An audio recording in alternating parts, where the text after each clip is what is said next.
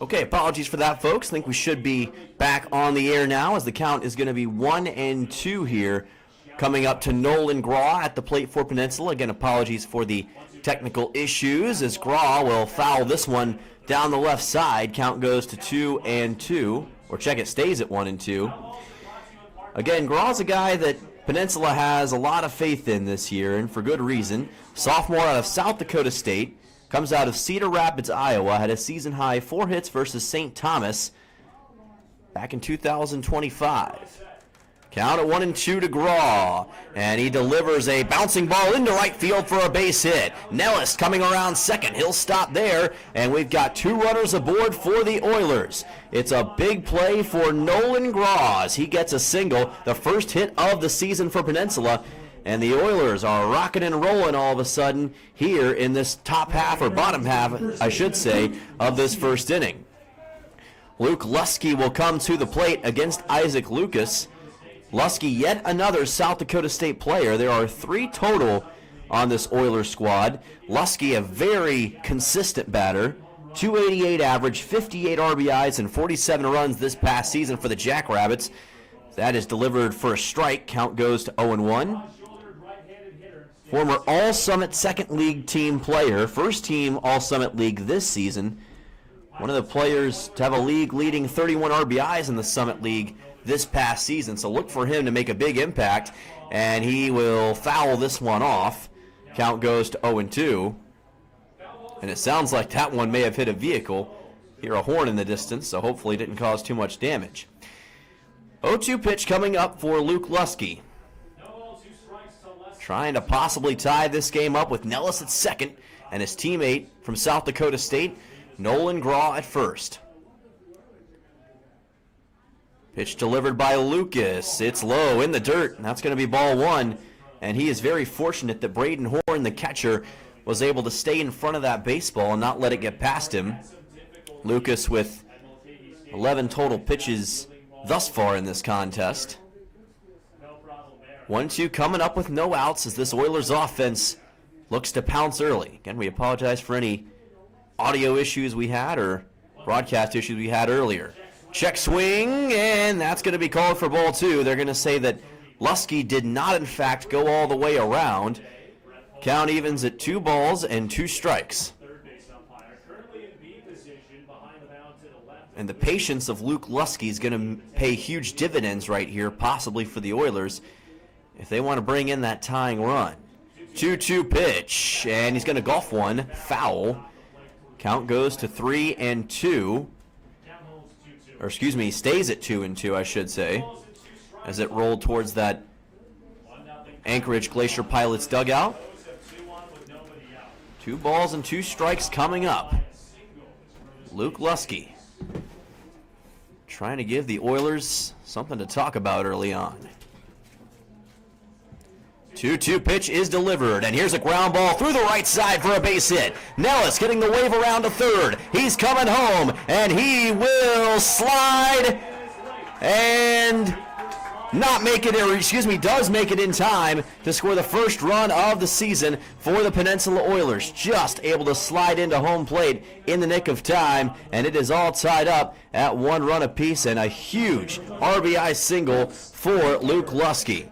Nolan Graw advances to third on that play, and just like that, the Oilers have tied this thing up with Brooks Hasencleaver coming to the plate, the cleanup man in the order for the Peninsula Oilers. So tied up at 1 run apiece here in Kenai, just like that. And it is Mark Nellis's teammate, Hasencleaver, who joins him now on the field. As this pitch is delivered for a strike, count goes to 0-1. Brooks, one of the great players for Connor State. One of those guys that was all league this past year. Sophomore is going to be transferring to Central Arkansas in the next season. Counts at 0-1 as that pitch is low in the dirt, and Horn had to backtrack just to be able to find that. Count evens at 1 ball, 1 strike.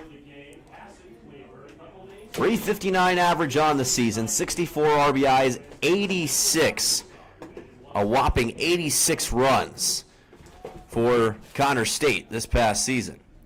Runners at the corners for the Oilers. What can Hasten Cleaver do with it? He's going to foul it back into the netting, as the count will be moving to 1-2 here. And so far, this Oilers batting core looking mighty strong in the early going. They have a lot of momentum going their way, and the best thing is that they don't have any outs yet in this bottom half of the first. Lucas being tested in a big way, as that'll be fouled off towards the left side to keep the count at 1-2 here for Brooks Hasencleaver. And again, there was a lot of excitement about this Oilers batting core before this season even started. They felt that they had something special with this guy, and for good reason.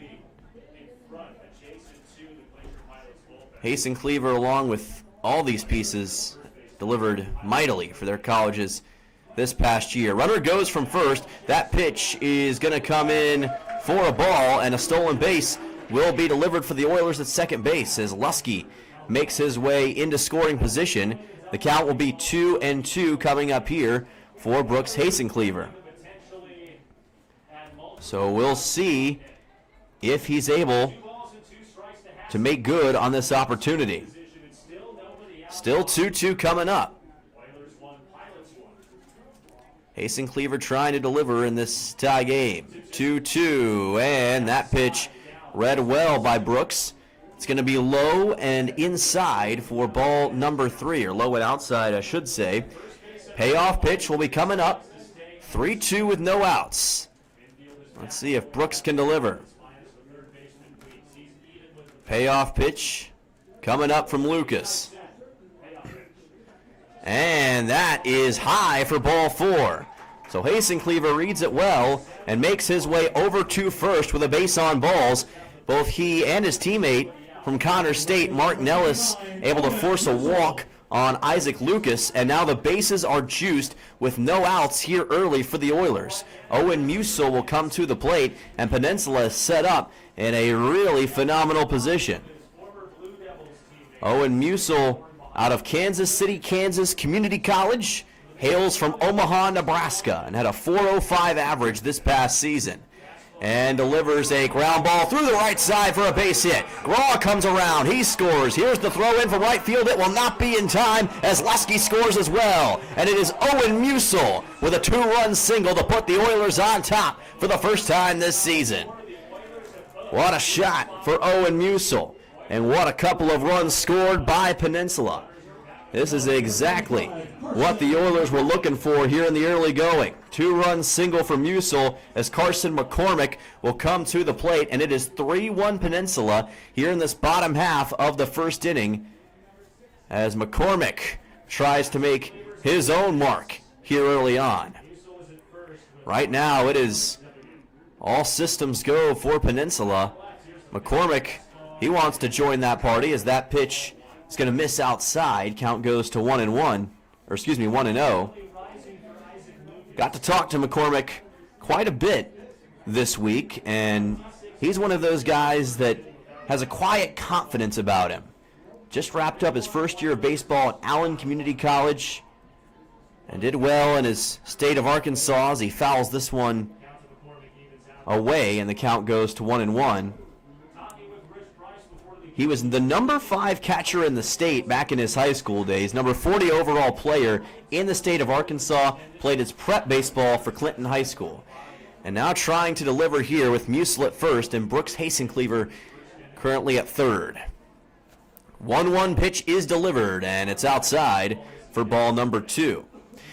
One thing that I like, and I'm sure a lot of you would agree so far, is that the Oilers have been very patient at the plate against Isaac Lucas, and they're reading the situation very well. That's what you want to see from a new team. A lot of discipline and a lot of heart. And they've shown both in spades so far. 2-1, bouncing ball up the middle. That will be delivered to the shortstop. A run's going to come in. The throw to first is in time to get McCormick. A heck of a play by the shortstop to be able to get that one. Blaze Seiss did the honors. So McCormick will be out on the 6-3. Musil advances to second, and Brooks Hasencleaver comes in. It will be an RBI for McCormick, and it's now a 4-1 game for the Oilers. Reed Oakley will come to the plate, and that is the first out that the Oilers have suffered so far this season. But again, even with that, McCormick still able to do some damage. Runner at second base for Peninsula as Reed Oakley gets his chance now. This pitch comes into the outside. Count goes to 1-0. Oakley, another Kansas City, Kansas Community College product. 396 average this past year with 22 RBIs and 24 runs. Had a season-high 4 hits versus Cowley Community College earlier this year.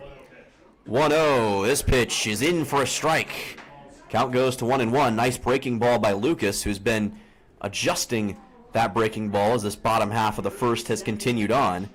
Currently at 31 pitches so far in this contest, despite what the scoreboard may say. As this is fouled back, full disclosure, the guy scoring the game is yours truly. So if you have any scoring discretions, make sure to take it up with me, and we'll see what we can do to fix it. Count's going to be at 1-2 here, as Reed Oakley tries to increase the 3-run lead for Peninsula. Pitch is delivered. This ball popped up on the right side, now drifting into foul ground and drifting into the crowd to stay fouled. Count's going to stay at 1-2 here. And again, Reed Oakley only has Owen Musil at second. I say only because of what we've seen so far in this bottom half of the first. Runs have been coming pretty easily.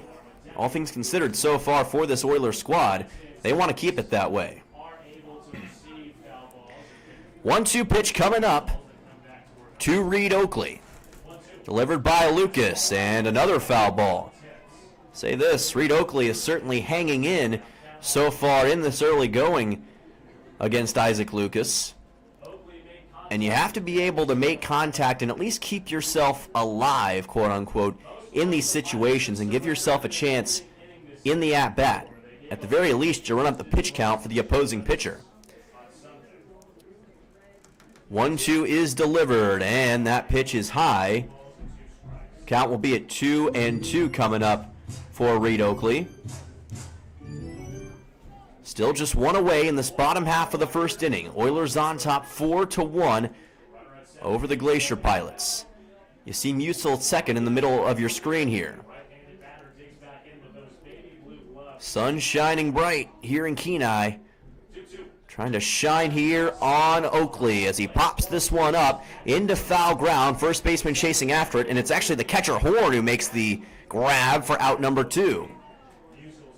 So that will keep Musil at second, and it is the second out here in this bottom half of the first inning. 2 down, and that will bring on the number 8 man in the order, Sammy Lopez.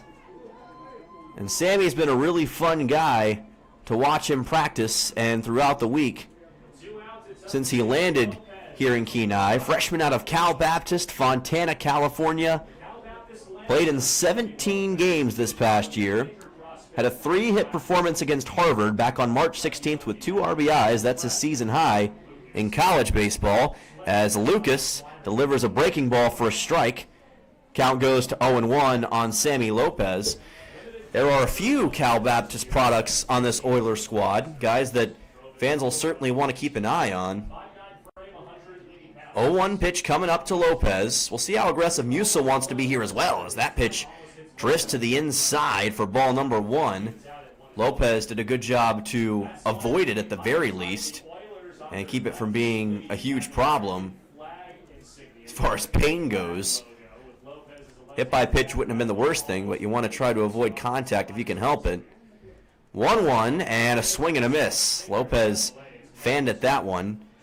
Count goes to 1-2, and maybe a chance for a little bit of redemption for the Memphis Tiger, Isaac Lucas, right here in this bottom half of the first. Already at 34 pitches. 1-2 count right here to the Cal Baptist Lancer, Sammy Lopez. Check swing, and that will not reach the zone, just a little bit too low. Count evens at 2 balls and 2 strikes to Lopez.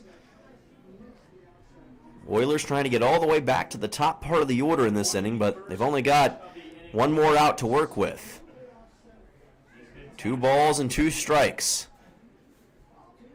Lucas keeping a close eye at second, and a strikeout looking as he's able to get one on Lopez, and that will bring an end to the bottom half of the first inning. But all things considered, still a successful inning for your Peninsula Oilers. 4 runs, 3 hits on no errors. Peninsula coming back to the ABL in style here in 2026. Back for the top of the second in just a moment, right here for Peninsula Oilers Baseball on YouTube.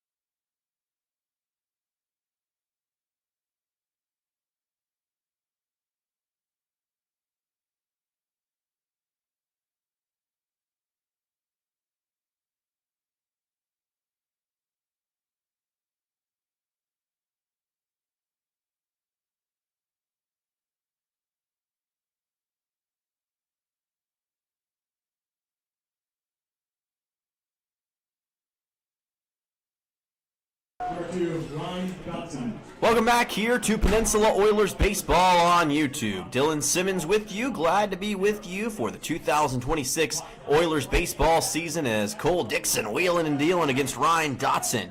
Delivers a strike here, and the count goes to 0-1. We saw Dixon get 3 strikeouts in the top half of the first inning a few moments ago, as that's fouled off by Dotson. Count goes to 0-2. Dixon expected to be one of the aces of this staff, maybe the ace of the staff this season, as that pitch just misses the zone. Count goes to 1-2. Home plate umpire looking right at it. Didn't quite think it was enough to get that final strike, so we'll see what Dixon does to adjust, as that will be fouled off. And you notice here that Dixon, he works pretty quickly, all things considered. Doesn't take a lot of time. Dotson, a freshman out of Hendrix College and Parker, Colorado. Facing a 1-2 count right here. Dixon, this pitch just misses that outside corner. Count evens at 2 balls and 2 strikes. Dotson was one of the top shortstops in Colorado during his time in prep ball. Dixon's pitch here, again, just misses the zone. He's trying to target that outside corner, but can't get Dotson to bite. Home plate umpire ruling that it's not quite enough for the strike. Payoff pitch, 3-2. High fly ball, deep to right field. Cleaver back towards the track, makes the catch for out 1. And that was a very good job by Brooks to locate that baseball. Make sure that that thing didn't carry any further than it did. And especially with the sun beating down on him, it was pretty fortunate that he was able to locate that baseball as well as he did, because sometimes, even staring away from the sun, it can be hard. So, good work by Cleaver. Davis Weeks comes to the plate. There's a strike as the count goes to 0-1. Weeks is the lone Big Ten player in this matchup tonight. Hails from Michigan State. Didn't play any for the Spartans this season. Fouls this one back into the netting. Count goes to 0-2. Weeks getting some big opportunities here, though, in the Alaska Baseball League here this season.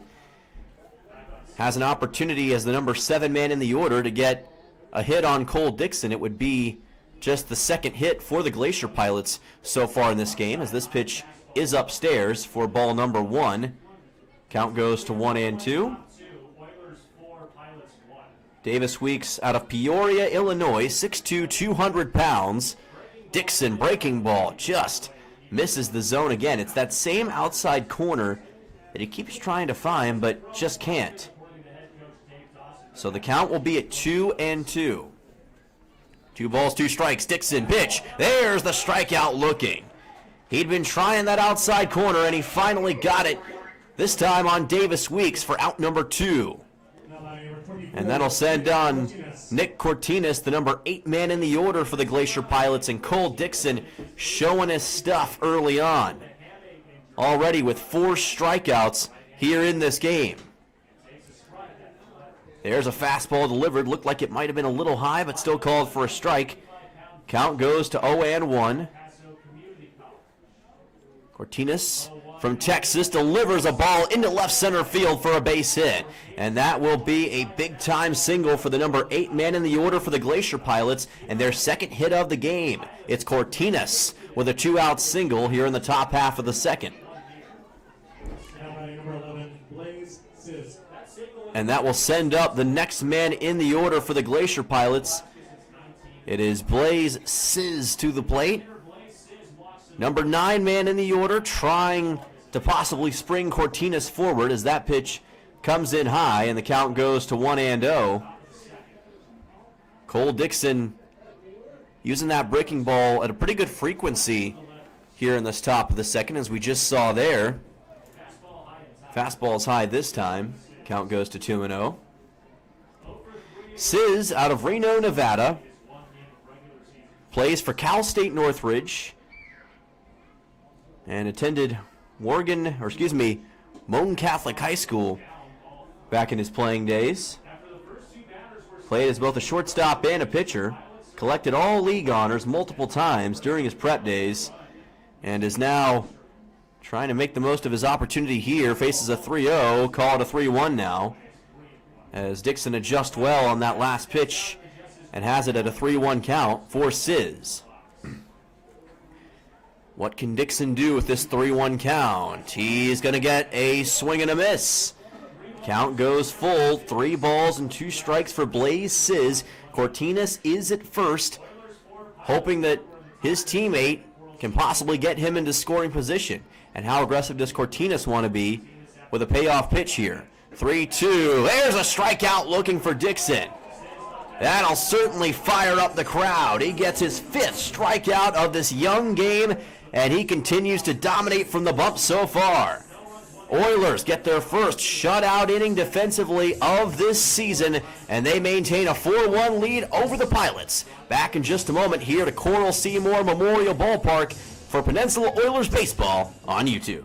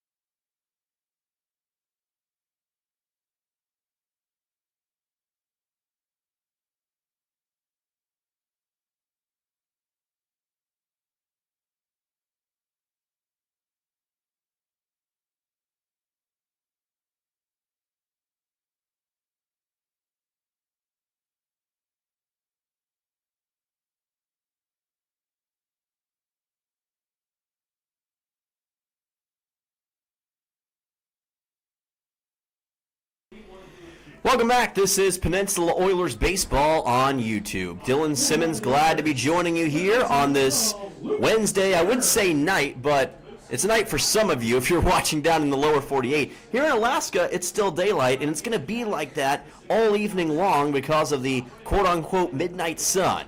here in the last frontier. Makes baseball all the more fun out in these parts. Isaac Lucas still on the mound, facing off against the number 9 man in the order, Luke Skinner, who swings and misses at that pitch. Count goes to 0-1. Luke, a guy who I actually drove to practice yesterday. Man out of Bradley University, Woodbury, Minnesota is where he hails from. 6'1", 190 pounds, and he'll swing and miss at this pitch. Count goes to 0-2. Playing pretty aggressively so far in this contest. .403 on base percentage this year for Bradley. Has an 0-2 coming up. 7 stolen bases and 8 attempts, by the way, for Bradley this season as well. So very quick along the base paths. 0-2 pitch. Breaking ball just misses from Lucas. Count goes to 1-2. Skinner transferred in to Bradley from Loyola Marymount, where he helped the team to the conference tournament, so he knows all about postseason baseball. That's where he wants to lift the Oilers to this season. 1-2 pitch, and here's a fly ball delivered deep to left field. Coleman giving chase into foul ground, and it lands somewhere over those fans to keep the count at 1-2. And just as a disclaimer, folks, Coral Seymour is packed tonight. There are fans everywhere, and you love to see it. Oilers baseball, a huge thing here in Kenai, and it's great to have it back here in 2026, and these fans, I'm sure, in attendance tonight would agree. Great packed house here for the home opener. 1-2 pitch coming up from Isaac Lucas to Skinner, and he's going to foul this one off as well. Skinner very persistent at the plate so far, and we've seen that from a lot of these Oilers. His grandfather, Mike, fun fact, pitched for the Pittsburgh Pirates. So talent, as far as baseball goes, certainly runs in the family.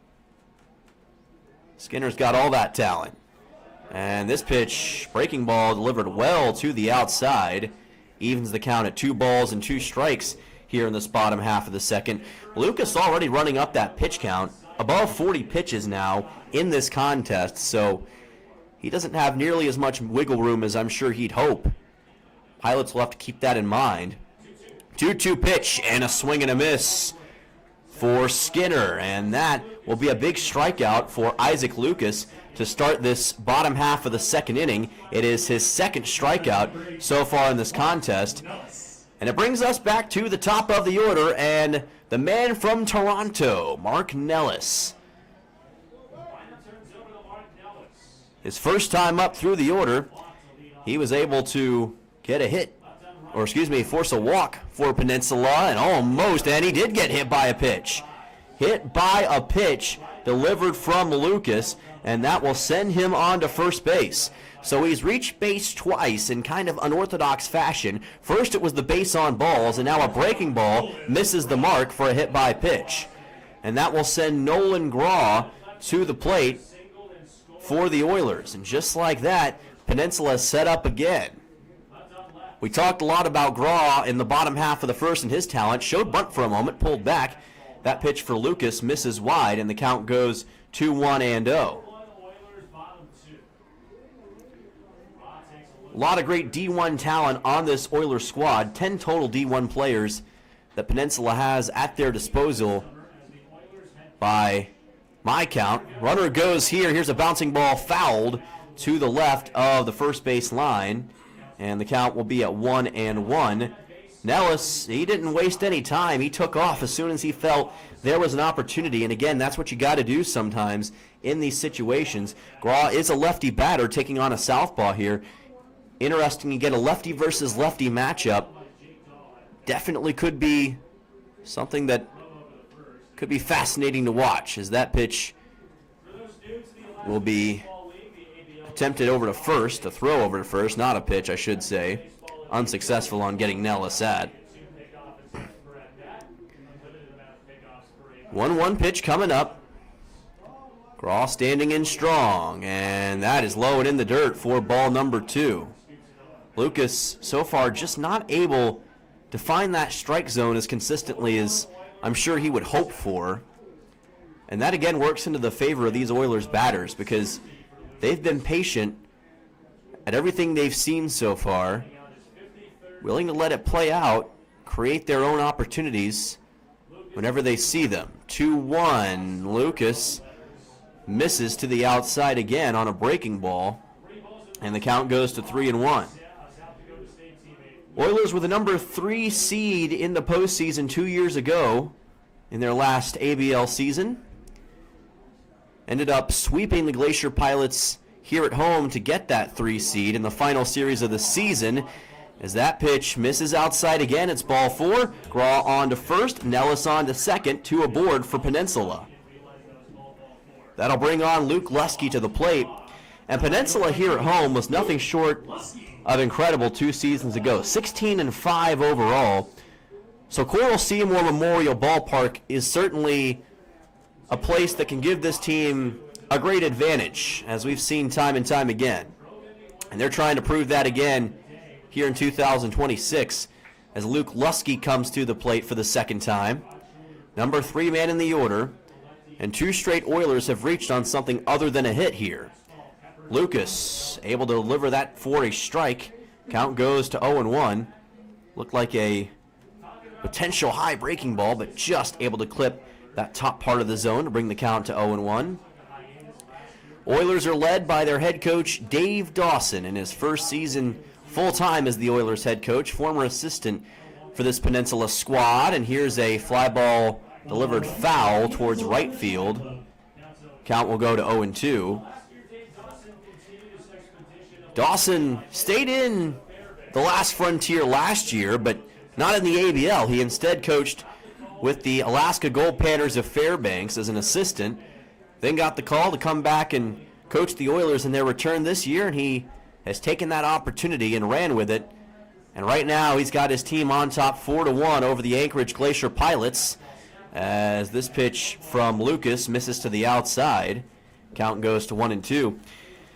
Dawson, of course, the current head coach at Arkansas Tech, a program with an esteemed history in Division II, and in many ways Dawson has overseen a lot of their development so far and has helped them emerge as a premier program in the central region of D2.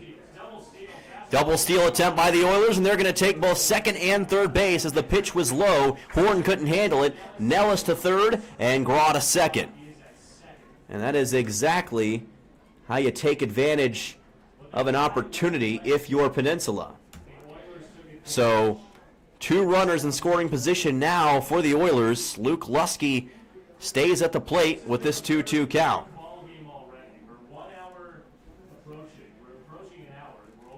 Let's see if Lusky can possibly extend this already impressive Oilers lead. Bouncing ball delivered to second. Throw to first will be in time for out number 2, but Nellis scores. It will be an RBI ground out for Lusky, and the Oilers extend their lead to 5-1. So how about that for Luke Lusky and Peninsula? They just continue to apply the pressure early on here at Coral Seymour, and they continue to put the Glacier Pilots in a very disadvantageous position. Brooks Hasencleaver comes to the plate with Graw currently at third base, and Lucas just cannot dispatch of these Oilers very easily right now. Pitch delivered to Hasencleaver is in low. Count goes to 1-0 as it just missed, potentially clipping that low part of the zone as Lucas tried another breaking ball. That's been a familiar sight both for him and Cole Dixon so far here tonight. 1-0 pitch. And the Connor Stateman check swing. It's going to be called for a strike, as it was a nice breaking ball from Lucas. Count goes to 1-1. Hasencleaver already with 1 run so far scored in this game. As a 1-1 pitch right here.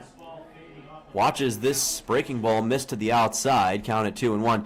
And one thing that, talking to Brooks, that he was interested about was the idea of scoring several home runs in this league. And ABL more of a pitcher's league in the eyes of some, but Brooks has certainly shown some skill and power in practice, as that's a nice breaking ball by Lucas for a strike.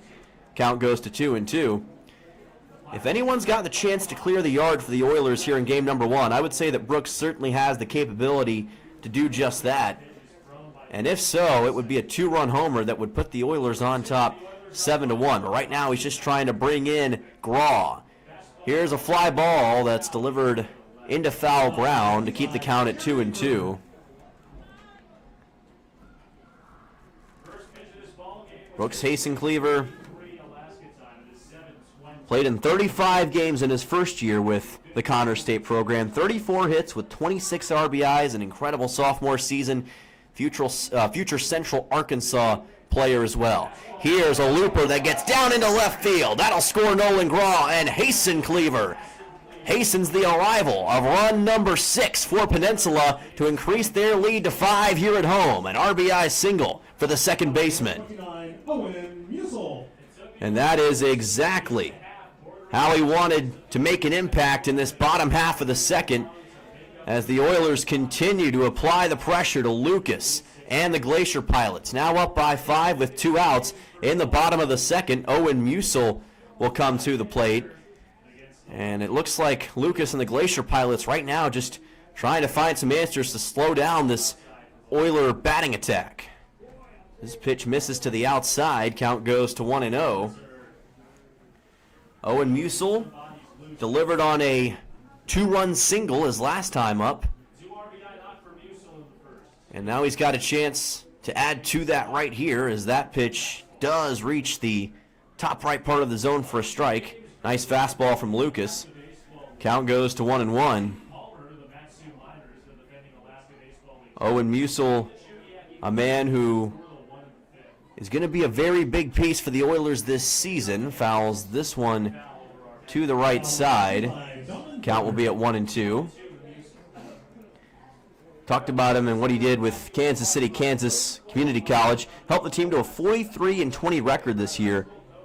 And they were 24-8 in conference play as well. Pretty impressive unit. Exactly the kind of school you want to recruit players from. As here's a throw to second that just misses being in time to get Hasencleaver. It'll be a stolen base for Brooks. Try saying that 5 times fast. Count goes to 2-2 as the pitch missed the zone. And just like that, Peninsula's got another runner in scoring position and a chance legitimately now for Musil to make this a 6-run game. Can he get his second RBI knock of the contest? No. It's going to be a breaking ball for strike number 3 on Owen Musil, and that will bring us to the end of the bottom half of the second inning. But the Oilers increase their lead to 6-1. 2 runs scored, including Brooks Hasencleaver with an RBI single into left field. Oilers dominant so far here in Kenai. Back for the top of the third in just a moment, right here for Peninsula Oilers Baseball on YouTube.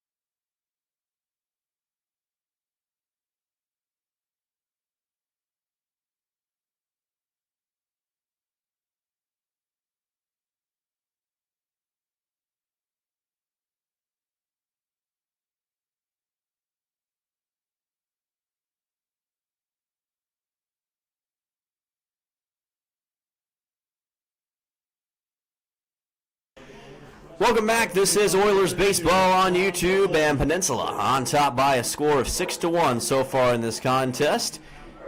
Dogs are barking in the stands, and I'd say a lot of fans are excited so far here in this contest with what the Oilers have been able to do. Music comes on for just a second. A little bit of a slip up there, but all good. We'll get back to regular play here in just a moment. Vaughn Coleman at the plate here for the Anchorage Glacier Pilots as we're back to the top of the order. It's been the Cole Dixon show so far from the mound for the Oilers, and his pitch will be delivered low for ball number 1. Trying to continue to work in that breaking ball thus far in this contest. Pitch count thus far in about the 40s for Dixon, despite what the scoreboard may say. Delivers a fastball here for a strike. Count goes to 1-1. And he's just been oh so impressive in his debut. In an unfamiliar environment, sometimes it can be hard to be that consistently good, as that will be fouled off towards the right side. Count goes to 1-2. And really, some folks do better in those unpredictable or unfamiliar environments. Some maybe not as much, but Cole Dixon thus far is showing that he's fully ready for whatever is going to be thrown his way. 1-2 pitch, fastball, lifted foul. And Coleman will keep the count at 1-2 here with that. Vaughn Coleman still looking for that first hit of the season for the Glacier Pilots. 10-20 season ago was Anchorage, unable to make the postseason. Delivers a ground ball here to short, picked up and thrown to first. That will be in time for a 6-3, and that will be out number 1. Nicely done by the shortstop Nolan Graw, able to get it to Luke Lusky. 1 down here in the top half of the third. And so Cooper Kunis will come to the plate for the Glacier Pilots. As I was saying, 1-1 a season ago. Here's a bouncing ball foul to the right side. Count will be at 0-1. Number 4 seed in 2024. Again, spurned on by that loss in the series to the Oilers here in Kenai, as this pitch is delivered low for ball number 1. Before that, though, this was the program in the Alaska Baseball League. 3 straight ABL championships from 2021 to 2023. Haven't been quite as dominant since then, but they're still led by some incredible personnel, including Rich Price, former Kansas head coach, winningest coach in Jayhawk history. That pitch by Dixon is low for ball number 3. Count will be at 3-1. And Price, a guy who's seen just about everything in the baseball landscape. Still coaching up here in Anchorage during the summers. And that will be ball number 4. The fastball just missed to the outside of the lefty batter. And that's a runner aboard here for Anchorage. So if the Pilots want to try to make the 5-run comeback, that's not a bad way to spur it on, with Kunis over at first. Antonio Gianni will be at the plate, with Jake Dahl right behind him. And Gianni hoping that he can heighten the hopes, I should say, of these Glacier Pilots, as that pitch misses to the outside. Count will be at 1-0.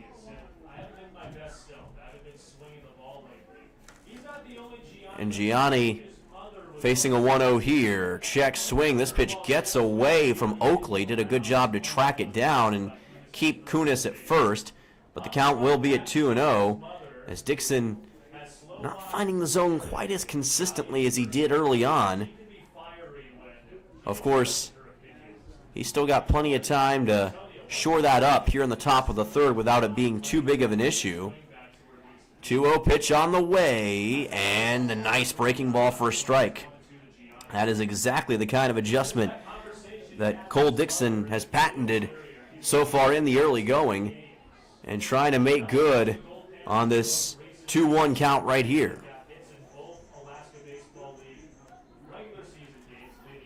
Gianni standing in, caught that with the end of his bat. High fly ball into right field. Hasten Cleaver back, makes the catch for out number 2. Nice work by Brooks to track that thing down. Second time he's gotten an out on a fly ball for the Oilers in this contest. That is 2 down here in the top half of the third. Jake Dahl will come to the plate for Anchorage. Glacier Pilots with 3 total hits so far in this game. Oilers with 4.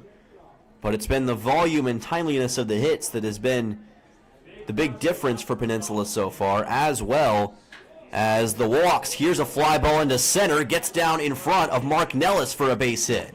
Jake Dahl with a big single. And that will put 2 runners aboard for the Glacier Pilots. Kunis is at second with Dahl at first. Hit number 4 for Anchorage. And Braden Horn will come to the plate. Horn working as the catcher tonight for the Glacier Pilots. And trying to see what he can do in this situation.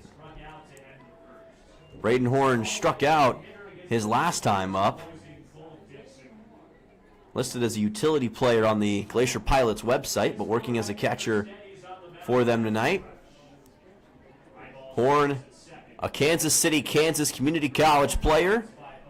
Not just restricted to Peninsula, by the way. There are players from that college all over the Alaska Baseball League. And the more you look into this league, you'll find that certain colleges are the ones that end up being the most prevalent. And it's kind of a handful or so. 1-0 pitch, as that's a swing and a miss. Count goes to 1-1. Great fastball from Cole Dixon. Count evens with 2 outs. Braden Horn had 57 hits this past year with 9 doubles for Kansas City, Kansas. 63 RBIs, 15 home runs in total. Very much a long ball hitter.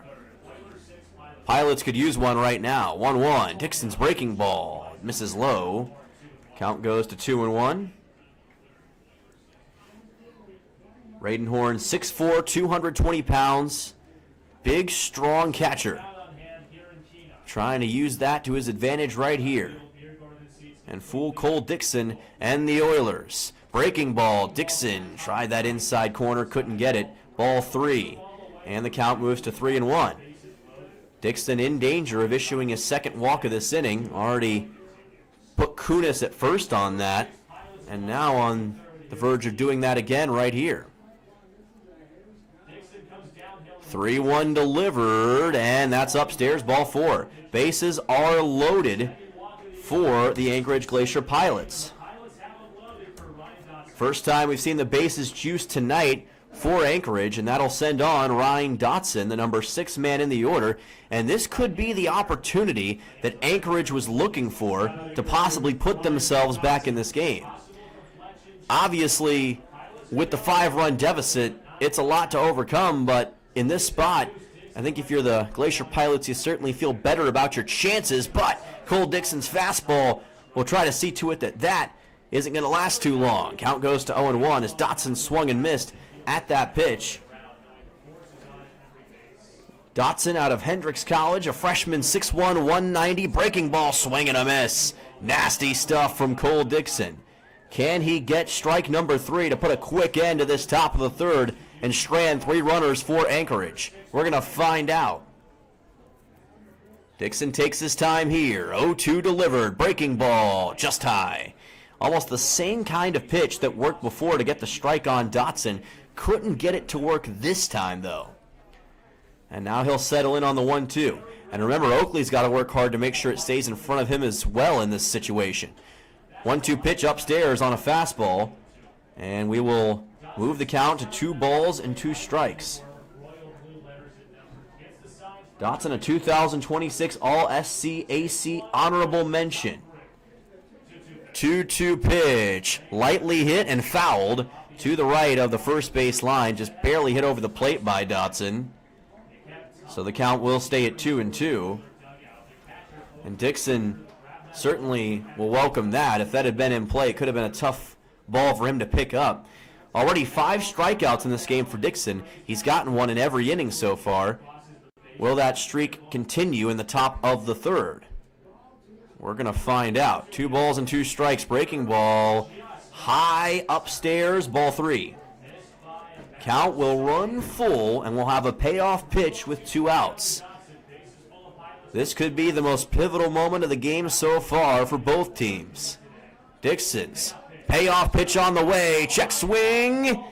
Called for ball 4. And that will bring in a run for the Glacier Pilots as Cooper Kunis will come in to score. The bases remain loaded for the Glacier Pilots, and all of a sudden it is a 6-2 ball game here in the top half of the third inning.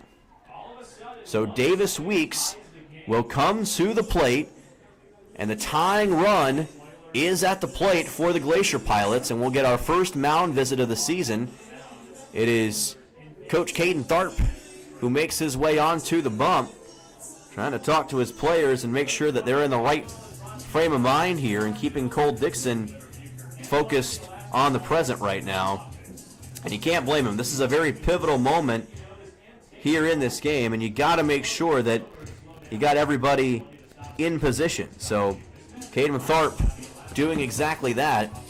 Again, Davis Weeks will be at the plate coming up next for the Glacier Pilots. Jake Dahl is at third. Braden Horn at second. Ryan Dotson currently at first. Dotson will be credited with the RBI on the base on balls. A 6-2 game here in Kenai. First game of the season for the Peninsula Oilers. Weeks, the number 7 man in the order, swings and misses at a fastball, and the count goes to 0-1. The good news is for Dixon, despite the trouble he's faced in this top of the third, he can still get out of this inning with relatively minimal damage. 0-1 pitch. Upstairs, misses the zone. Count goes to 1-1. Davis Weeks trying to get his first hit since becoming a collegiate player just over a year ago. Didn't get one at Michigan State. Trying to get one here in the ABL as that pitch misses low for Cole Dixon. Count goes to 2-1. Played at Dunlap High School during his prep days. Number 30, shortstop in the state of Illinois, and a swing and a miss here. Cole Dixon cares not for your rankings. Count will be at 2-2 coming up here for Weeks. Trying to prove his pedigree. Number 169 overall player in Illinois in high school. Dixon misses this pitch low. Count goes to 3-2. And we've got a payoff pitch coming up. And remember, we were in this same position a moment ago with Ryan Dotson, and Dixon delivered that ball for. Got to work to make sure he doesn't deliver another one here to put in another run. Swing and a miss, and Cole Dixon responds to the pressure with a big strikeout swinging on Davis Weeks, and that will keep the score at 6-2. The Pilots do play to run on a base on balls. However, the Oilers still with a 4-run lead as we head on to the bottom half of the third inning. We'll be right back for more Peninsula Oilers baseball on YouTube in just a moment.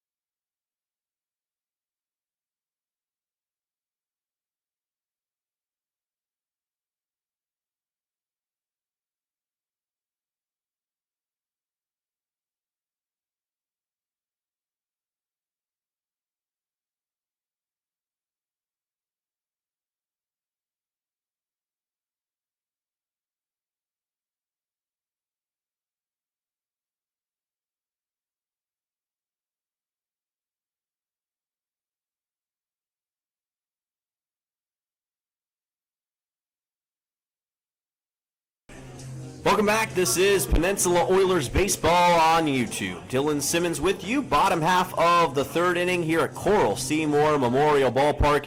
And your Oilers in the first game of the season on top 6-2 over the Anchorage Glacier Pilots on this Wednesday evening. Oilers bats back up here with Carson McCormick, 6, 7, and 8, due up in the order for Peninsula against Isaac Lucas, who's at 70 pitches so far in this contest with 3 strikeouts. Oilers scored 4 runs in the top, or rather bottom half of the first, 2 in the bottom of the second, and are trying to add to a 4-run lead right here after the Glacier Pilots plated a run off of a walk in the top of the third. Count will be at 1-0 to McCormick, the catcher tonight. Or one of the catchers, I should say. Not for this game. Count goes to 2-0. McCormick instead working as the DH for Peninsula here in this game. It is listed as a catcher on the roster. That's what tripped me up. Usually does work as a catcher. 2-0 pitch upstairs by Lucas, and the count goes to 3-0. And you have to wonder, as Lucas's pitch count continues to rise and the struggles continue, if and when Rich Price and the Glacier Pilots may consider a pitching change. We'll keep a close eye on that. For now, though, play continues with McCormick. Count at 3-0. And ball 4. So 4 straight balls to open up the bottom half of the third, and that springs McCormick over to first base for Peninsula. And the actual catcher tonight for the Oilers, Reed Oakley, will come to the plate on this beautiful summer afternoon in Kenai, Alaska, on the Kenai Peninsula. Sun shining bright. They were originally forecasting rain for today, but the weather's been nothing short of perfect so far most of this week. Got a little rain Monday night. Probably welcomed, all things considered, because it's been pretty dry here in Kenai so far in the month of June. Reed Oakley trying to heat it up even more here on the baseball field right now.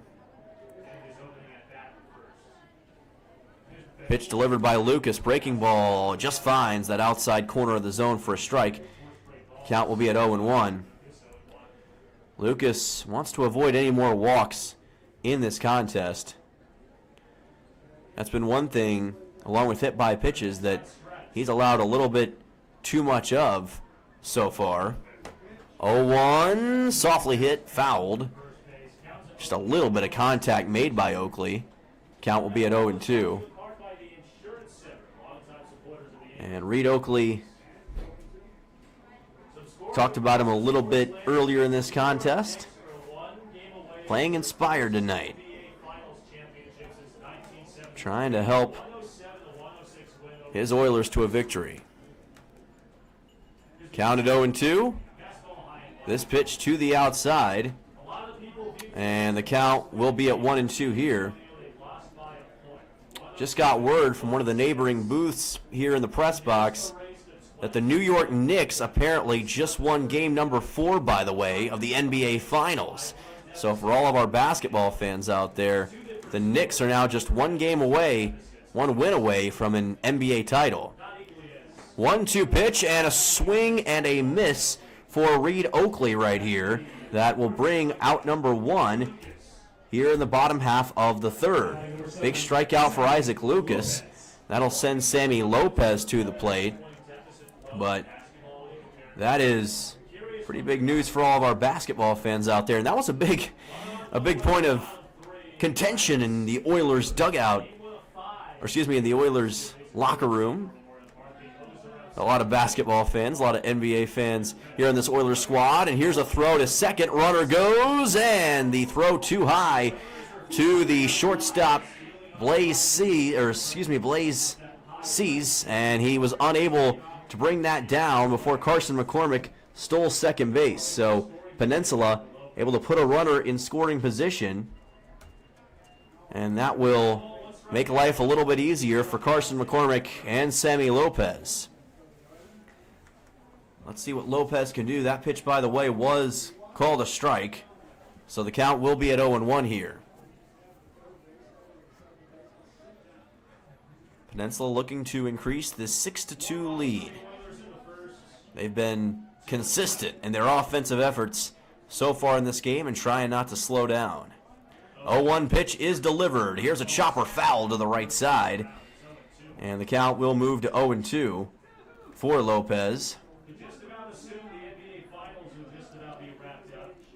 Lopez attended Summit High School, first team All-League out of Fontana, California, second team All-CIF, one of the best high school collegiate leagues, high school baseball leagues in the country. There are a lot of superstars come out of that league.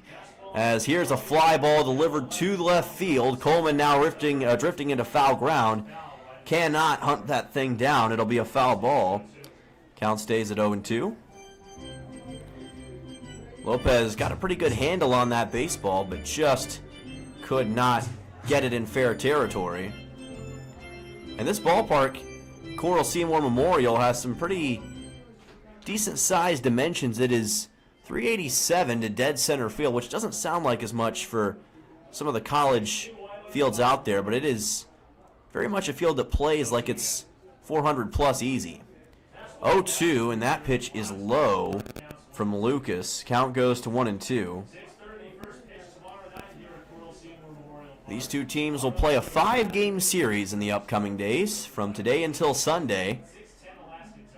The Oilers hoping they can get this 2026 season off to a roaring start against the Glacier Pilots. So far tonight, it's been a lot of good stuff. Here's a high fly ball from Lopez, deep into left center field. Center fielder tracking it down and making the catch is Gianni. A run does come in, though, for Peninsula. McCormick stays at second base. Looking at something else there, my apologies. And that will be out number 2 here in this bottom half of the third inning. So Lopez got a pretty good handle on that baseball and sent it pretty deep into left center field, but just could not get it past Gianni. Again, it's a very deep field, it feels like in some respects, here in Kenai. Luke Skinner comes to the plate. McCormick still at second, as that pitch is low for ball number 1. Not sure what I was looking at that last play. It must have been thrown off by Davis Weeks, the third baseman, moving in the corner of my eye. Must have thought that was a base runner. So apologies for that, folks. 1-0 pitch, and that is low. It got away from the catcher, Braden Horn, and that will advance McCormick over to third. So Horn lost the handle on the baseball. It was a low pitch from Lucas, and that allowed McCormick to pounce. So just like that, Peninsula now has a runner at third base with 2 outs. Now, even with that, the fact that there are 2 outs in this situation means that Skinner has to get this one in play and has to get to first base safely in order to score the run for Peninsula here. So Skinner has to keep that in mind. 2-0 pitch from Lucas. Misses the zone. Count goes to 3-0. And of course, Skinner could very well make it to base on something other than a hit in this situation if he can force a walk on Lucas, who's had a lot of trouble with that so far. Above 80 pitches now for the game. Does get a strike here. Count goes to 3-1. That's one that I don't think Skinner's going to be too sad about letting go. Sometimes in a 3-0, you kind of just lay back and hope you can get that walk. Wasn't the case this time. 3-1 pitch with 2 outs coming up from Isaac Lucas. Delivered outside, ball 4. Skinner moves on to first. Runners at the corners for Peninsula. And that will bring us back to the top of the order, and Isaac Lucas's tough day on the mound continues. That is walk number 5 in this game against Peninsula. Nellis to the plate, has reached twice on a walk and hit by pitch so far in this game and has already scored 2 runs. Third time to the plate here tonight. Looking for that first clean hit as a member of the Peninsula Oilers. Pitch delivered by Lucas upstairs for ball 1. And again, Nellis is not a guy that's going to take any opportunity lightly. Very disciplined at the plate, knows what he wants to do, and more often than not, he's able to deliver in these situations. 1-0 coming up. Here's a throwback to first, unsuccessful on the first baseman, the man at first base, Luke Skinner. Jake Dahl over there, the first baseman for the Pilots. 1-0 coming up to Nellis.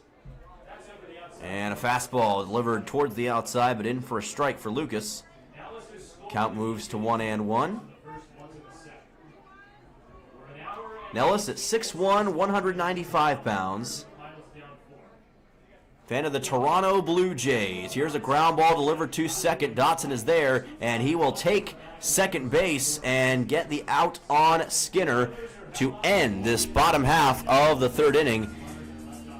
So Peninsula comes up empty, and that will be the end of the third inning. Oilers still with a 6-2 lead. Glacier Pilots looking for a comeback. We'll be back in just a moment here for Peninsula Oilers Baseball on YouTube.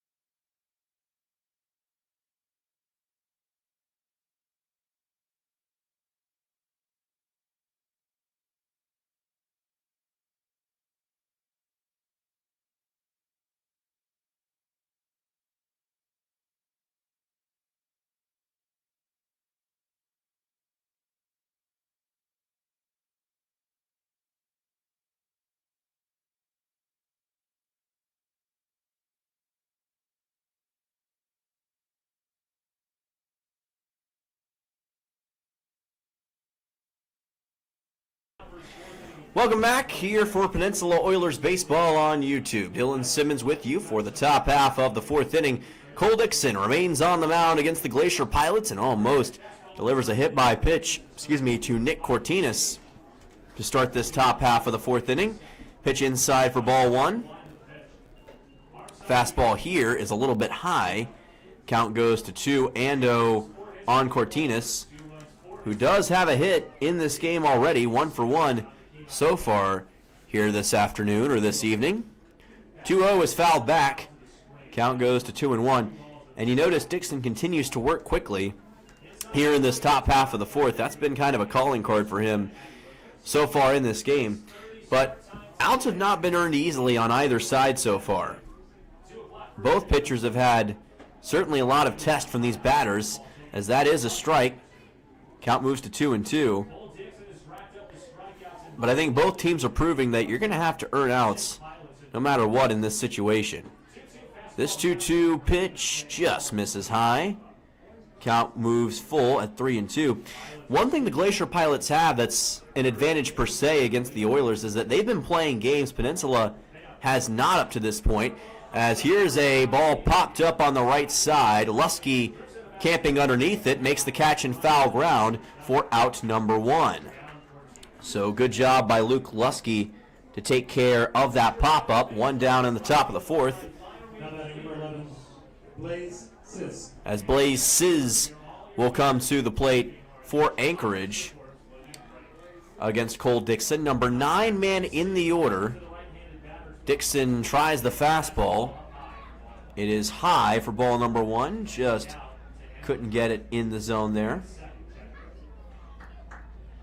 Of course, Cole, the twin brother of another Dixon, as that's a fly ball down towards left center field, and it got past the center fielder, Mark Nellis. Sizz racing around first. He'll make his way to second. He's got a stand-up double with 1 out here in this top half of the fourth inning. What a shot deep into center field by Blaze Sizz. And all of a sudden, Anchorage has a runner in scoring position in this top half of the fourth inning. And it brings us back to the top of the order to Vaughn Coleman.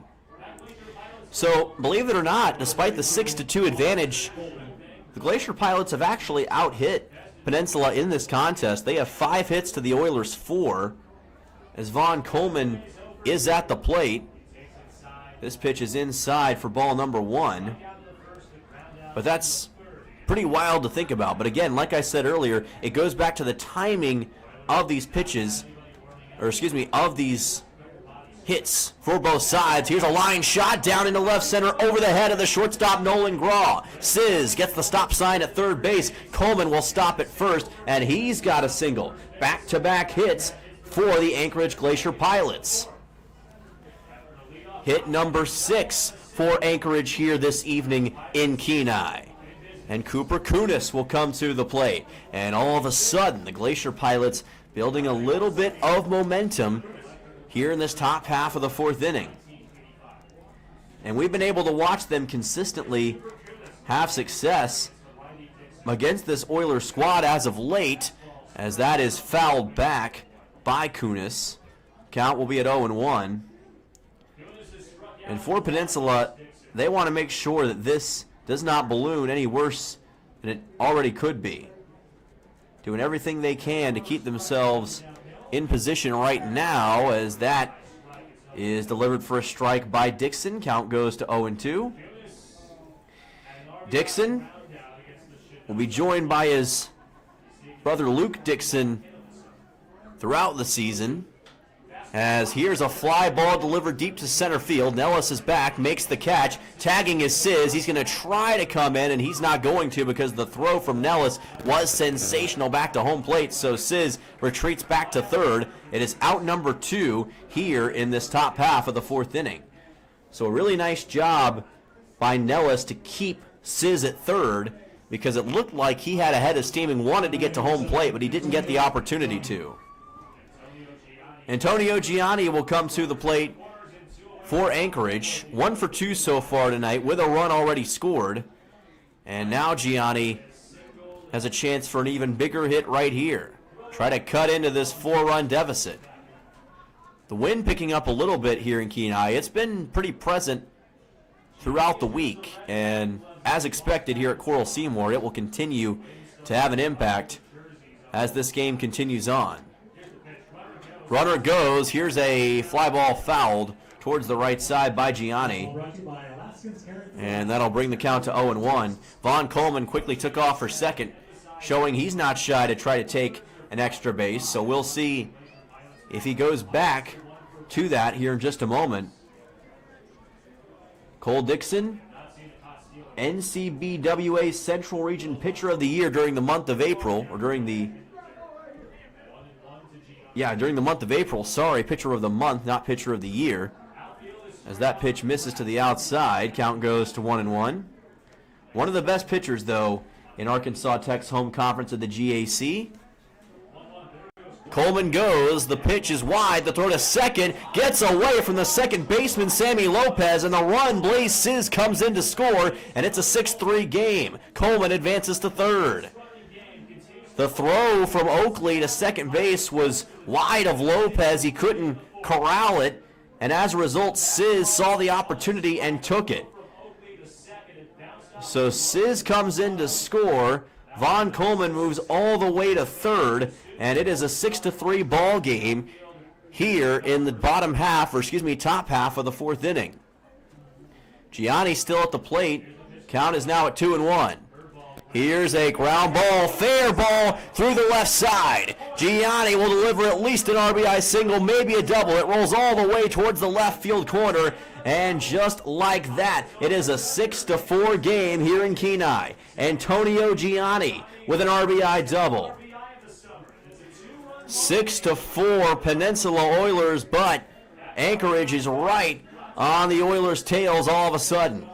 Jake Dahl will come to the plate, and that ball just barely stayed fair past Luke Skinner on that left side. Oilers had a 5-run lead not that long ago, but these Glacier Pilots proving their persistence. Jake Dahl at the plate with this pitch low from Dixon. Count goes to 1-0. Now Cole Dixon, right now above 80 pitches for this game. He's got to be nearing that quote-unquote limit possibly in this middle part of the game. Of course, the Oilers have plenty of guys warming up in the pen, and the good news about this being the first game of the season is that Coach Dawson has his litter's pick of who he wants to go to. Can go with just about anybody out of the pen. We'll see who he decides to possibly go with later. 2-0 pitch. Here's a line shot that gets past the second baseman, Sammy Lopez again. Gianni coming around third. The throw to home plate is in time. What a relay from Hasten Cleaver in right field. That was sensational to prevent the run from Gianni. The best defensive play of the season so far for the Oilers. A run-saving throw. And that brings us to the bottom half of the fourth inning with your score still. Oilers 6, Anchorage 4. We'll be back for the bottom of the fourth in just a moment here for Peninsula Oilers Baseball on YouTube.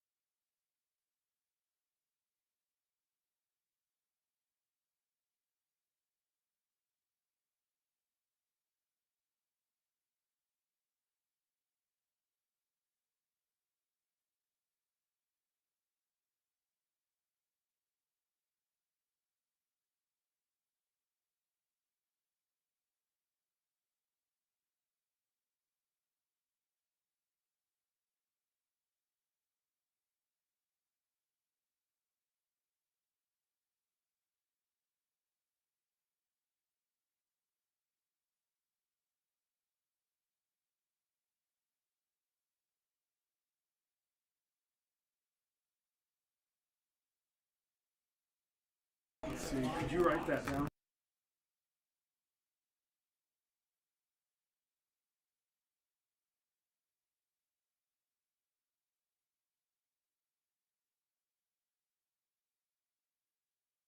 Welcome back to Peninsula Oilers Baseball here on YouTube. Ground ball delivered to the right side, and that will be out number one as Nolan Graw was up to the plate. That will be a quick 4-3 to bring us to the number 3 man in the order, as there is a new pitcher on the mound here for the Anchorage Glacier Pilots.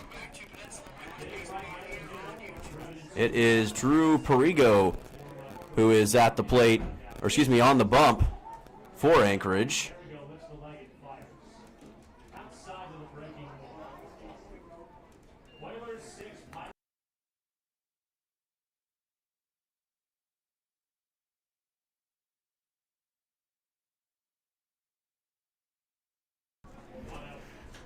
And here's a fly ball delivered deep to right field. This will be a foul ball, as the count is going to be 1-1 here for Luke Lusky, with Rigo at the plate.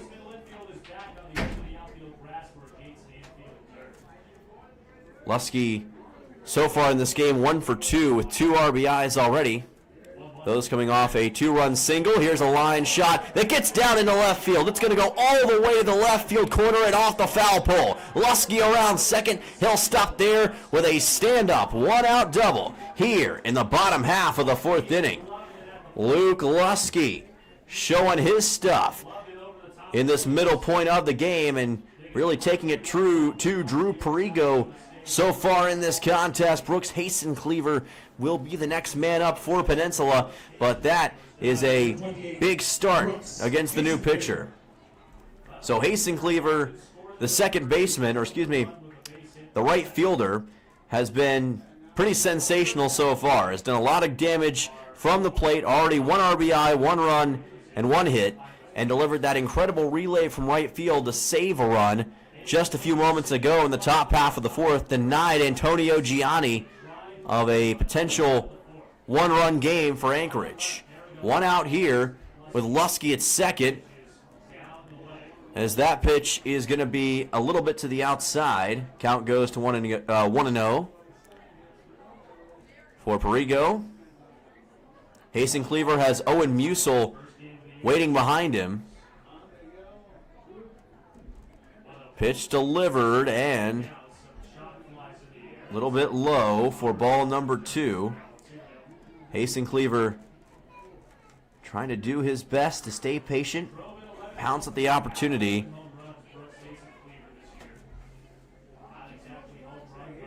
With Luke Lusky still at second.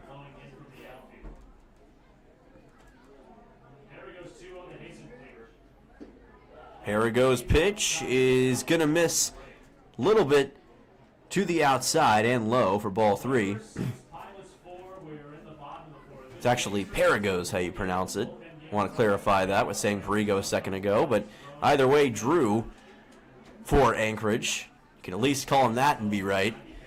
Doing what he can as this pitch comes in high, and it's ball number 4. So Hasten Cleaver will make his way over to first with Luke Lusky at second, 2 runners aboard for the Peninsula Oilers, and Owen Musil will come to the plate. So this could be a really good opportunity again for Peninsula, who has forced a great variety of walks and hit by pitches today to capitalize on this prime chance. We'll see if they're going to be able to, though. Here is a high fly ball deep to right field. It's going to stay in the yard, and the ball will be caught by Cooper Kunis. Tagging is Luke Lusky. He'll make his way over to third in time. Runners at the corners for the Oilers, as Musil will be out on that fly ball. So that will be out number 1 here in this bottom half of the fourth, and that'll send on Carson McCormick for Peninsula, as Lusky is now at third with Hasten Cleaver at first, and Carson McCormick, DH, currently at the plate. Perigo trying to get out of the bottom of the fourth with no damage. McCormick trying to make that an impossibility, but he swings and misses here for strike number 1. So much on the line for the Oilers here in their first game back in the Alaska Baseball League. This pitch low and almost away from from Braden Horn. Did a good job to keep the ball in front of him. Count at 1-1. Of course, we've seen already some action in the ABL. Chugiak Eagle River Chinooks are now 3-1 on the season after a win over the Anchorage Bucks last night. Chugiak looking good so far this season. That's going to be fouled back, and the count will go to 1-2. Chinooks and the Matsu Miners playing tonight over in Palmer. Of course, the Oilers will be on the road in a couple weeks, but they've got 2 straight home series to start the year against the Glacier Pilots as well as the Bucks. As this pitch is to the outside, runners try to go. They look for a double steal, and they're going to get the out at third base. They caught Luke Lusky napping, and that will be the end here of this bottom half of the fourth inning. So Peninsula tried to capitalize and instead got caught napping. Hasten Cleaver was able to take second, but it's going to be mostly for naught right here, as Lusky will be out on that throw. So a tough break for Peninsula, and that brings us to the top half of the fifth inning as they get caught stealing. The score is still 6-4. Glacier Pilots trying to mount the comeback on your Peninsula Oilers right here on YouTube.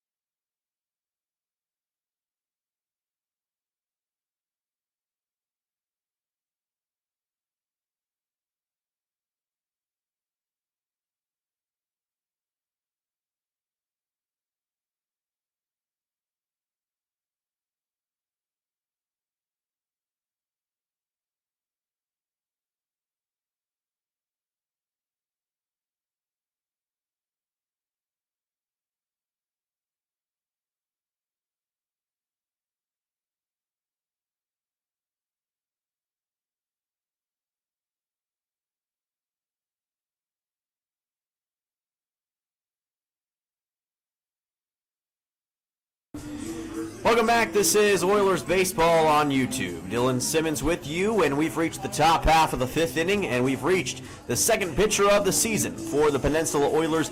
Killian DeMayo is on the bump for Peninsula. The freshman out of Johnson University in Knoxville, Tennessee, hails from Tucker, Georgia.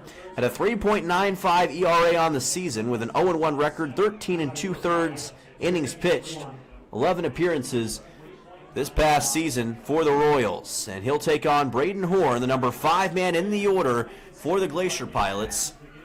Pilots have out-hit Peninsula 8-5, but still find themselves in a 2-run deficit.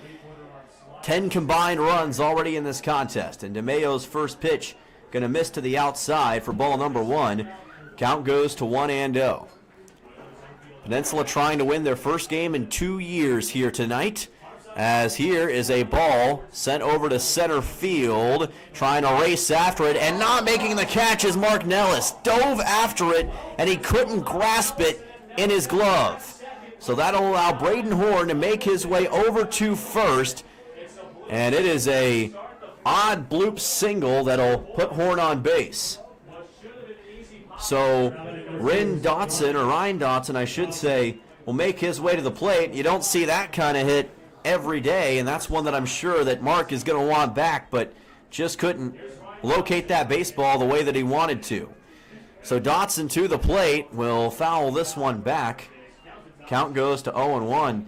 That's a huge break for the Glacier Pilots, because that could have been an easy out, and instead they've got a runner aboard here in the top of the 5th with a chance to add more. Dotson at the plate with the count at 0-1. Pitch delivered inside, and it just missed, potentially getting Dotson for a hit by pitch. Count goes to 1-1. DeMayo played his prep ball at Providence Christian Academy, was uncommitted out of Georgia before he eventually came to Johnson University, as that's fouled off, count at 1-2. And now getting a chance here with the Peninsula Oilers, trying to make these great fans here at Coral Seymour Memorial proud here this evening. And a swing and a miss will help do just that, as he's able to get Dotson for strike number 3. The first strikeout of the career for Killian DeMayo here in the Alaska Baseball League. That is one away here in the top half of the 5th inning. Davis Weeks comes to the plate for Anchorage, and that's a good recovery for DeMayo after what we saw a moment ago for Peninsula with that missed chance for an out. And that will be a backdoor slider for a strike. Count goes to 0-1. Able to get a looking strike on Davis Weeks, who's 0 for 2 so far here this evening.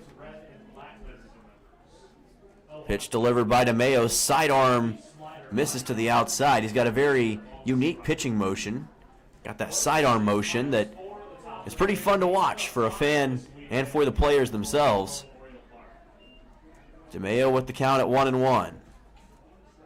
Delivers. It's well inside for ball number 2. Braden Horn holding strong at first. Davis Weeks does currently represent the tying run for the Glacier Pilots here. 2-1 pitch on the way, well inside for ball number 3. Count goes to 3-1. Killian DeMayo, 6'2", 165 is the righty freshman. And he is playing with the heart of a lion right now as he gets a looking strike on Weeks with that fastball, and the count runs full. Payoff pitch on the way to the Michigan State Spartan. 3-2, and that is fouled off the plate to keep the count full. Just a very slight amount of contact by Davis Weeks. Peninsula in their all-white uniforms tonight with the red lettering. They've also got black uniforms. They'll debut later in this series. Very classic look tonight, though. Payoff pitch is in for strike 3. Delayed call by the home plate umpire, but he did make it. And Killian DeMayo, 2 straight strikeouts, as this time he gets Davis Weeks. 2 away in the top of the 5th, and that'll send on Nick Cortinas. That is huge for Killian DeMayo and his confidence in this middle portion of the game. Let's see what he can do with Nick Cortinas here, who's already 1 for 2 tonight. Places this pitch low and outside for ball number 1. Cannot quite get it where he wanted it to go. But this one hits the mark well. Fastball for a strike, and the count evens at 1-1.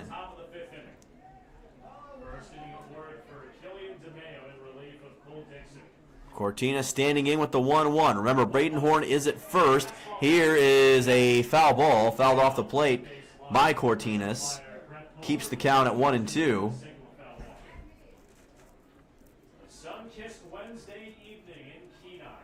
This Glacier Pilots team, mentioned before how they've been playing games this season way earlier than the Oilers. That dates all the way back to June 1st when they played a couple of exhibition games 2 days in a row against the Alaska Gold Panners, as this pitch is outside on a breaking ball. Count evens at 2-2. Played some more exhibitions after that, then started the season off against the Chinooks in 2 straight games to get to the 1-1 record they're currently at. Swing and a miss, and Killian DeMayo with 3 straight strikeouts to end the top half of the 5th inning. This time he gets Cortina swinging, and we move on to the bottom of the 5th. Killian DeMayo showing out on opening day. Don't go anywhere. We'll be right back with more Peninsula Oilers baseball on YouTube in just one moment.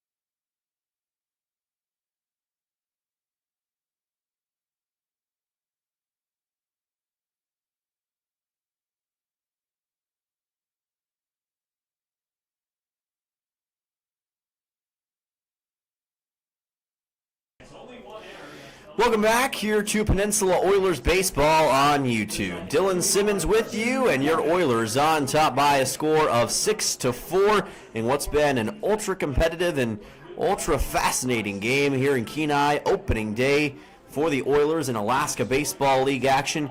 These players have been here for roughly a week, and they have been itching to get after it, finally getting their chance here on this Wednesday evening. And Carson McCormick comes to the plate against Drew Perigo. Number 6 man in the order will foul this one off. Count goes to 0-1.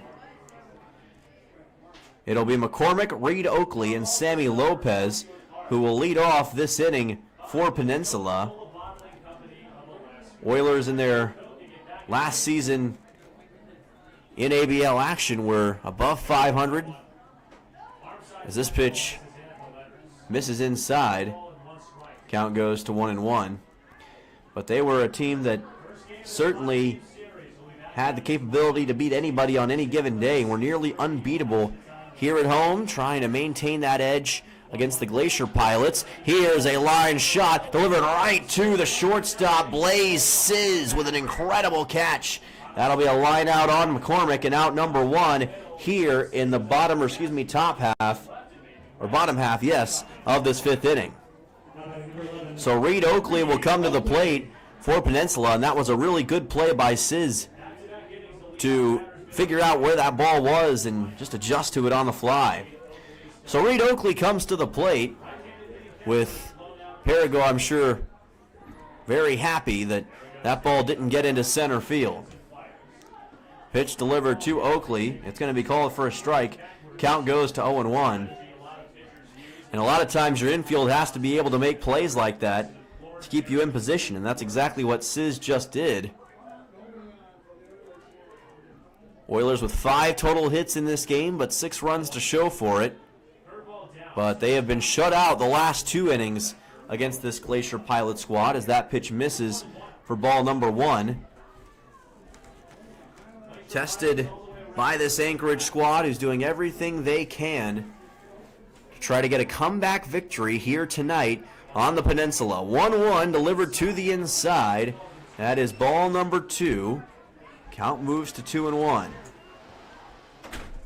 Oilers were a solid 23-19 2 years ago in ABL action.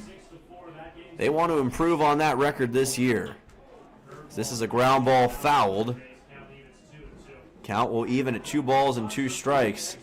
Oilers last won an ABL championship in 2011. But make no mistake about it, they feel as though this team certainly has the capability to get the job done and win an ABL championship in their return season. 2-2 pitch, and a swing and a miss. Drew Perigo with a massive strikeout for out number 2. So Perigo, beg your pardon, gets the strikeout on Reed Oakley. That'll send on Sammy Lopez to the plate, 2 down in this bottom half of the 5th. And after a somewhat slower start early on with all the runs scored, we have stopped things a little bit as far as the scoring goes with these pitchers beginning to hit their stride. We'll see if Lopez can change that. 0 for 2 thus far in this game. Fastball misses to the outside. Count goes to 1-0. Lopez, lefty batter against a righty pitcher in Perigo. 1-0 pitch, delivered low. That will be ball number 2. Count goes to 2-0. Oilers got off to a big 6-1 lead early on in this contest after 2 innings. But the Pilots have fought back, and they have really done a good job of limiting this Oilers attack as time has gone on. That's what's led to this close game. 2-0 pitch, upstairs, that's ball 3. And Sammy Lopez may have a really good opportunity here to possibly reach first with a base on balls. They have delivered 6 total walks tonight between their 2 pitchers, and that could be exactly what Lopez is hoping for here. 3-0 count, and this one just catches the lower part of the zone for a looking strike. Count goes to 3-1 on number 7. One of the few lefty batters in this order for Peninsula. Could be a huge thing to help the Oilers in this situation, as that's ball 4. Pitch was too low from Drew Perigo, and that will send Lopez on to first. Runner aboard for the Oilers with 2 outs.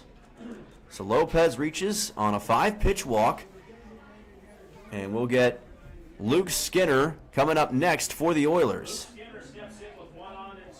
Number 9 man in the order. And Skinner, very shifty, very quick on the base paths. And a guy who's 0 for 1 so far tonight, but has reached before in this game on a walk.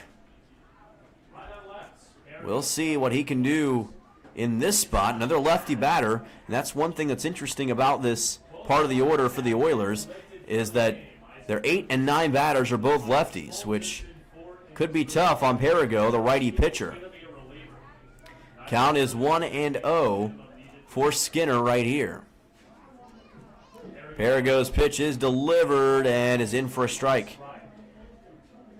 Count goes to 1-1. It is a high-pressure situation right now for your Oilers, who are trying to do everything they can to keep themselves in the lead. That's the biggest thing they're looking to maintain right now, as Skinner is going to foul this one off. third baseman tonight for Peninsula. Count goes to 1-2. He saw a ball go right past him a few innings ago that allowed the Pilots to score a run and make this game closer. I'm sure that is very much in the back of his mind right now as he looks for redemption. Runner goes, pitch misses wide, throw to second is not in time, and that allows Sammy Lopez to get a stolen base. So a good job by Sammy Lopez to use his speed to his advantage and take second just in time. Horn's throw was a little bit wide as he tried to get it to the shortstop. Sizz couldn't quite measure it enough. Count at 2-2 with 2 outs. Runner in scoring position for Peninsula. Pitch delivered by Perigo, and that is a swing and a miss. They say that Skinner went around, and that is a strikeout, out number 3 here in the bottom half of the 5th inning. And once again, the score remains 6-4, the third straight inning that Peninsula has been shut out. We'll be back for the top of the 6th in just a moment, here with more Peninsula Oilers baseball on YouTube.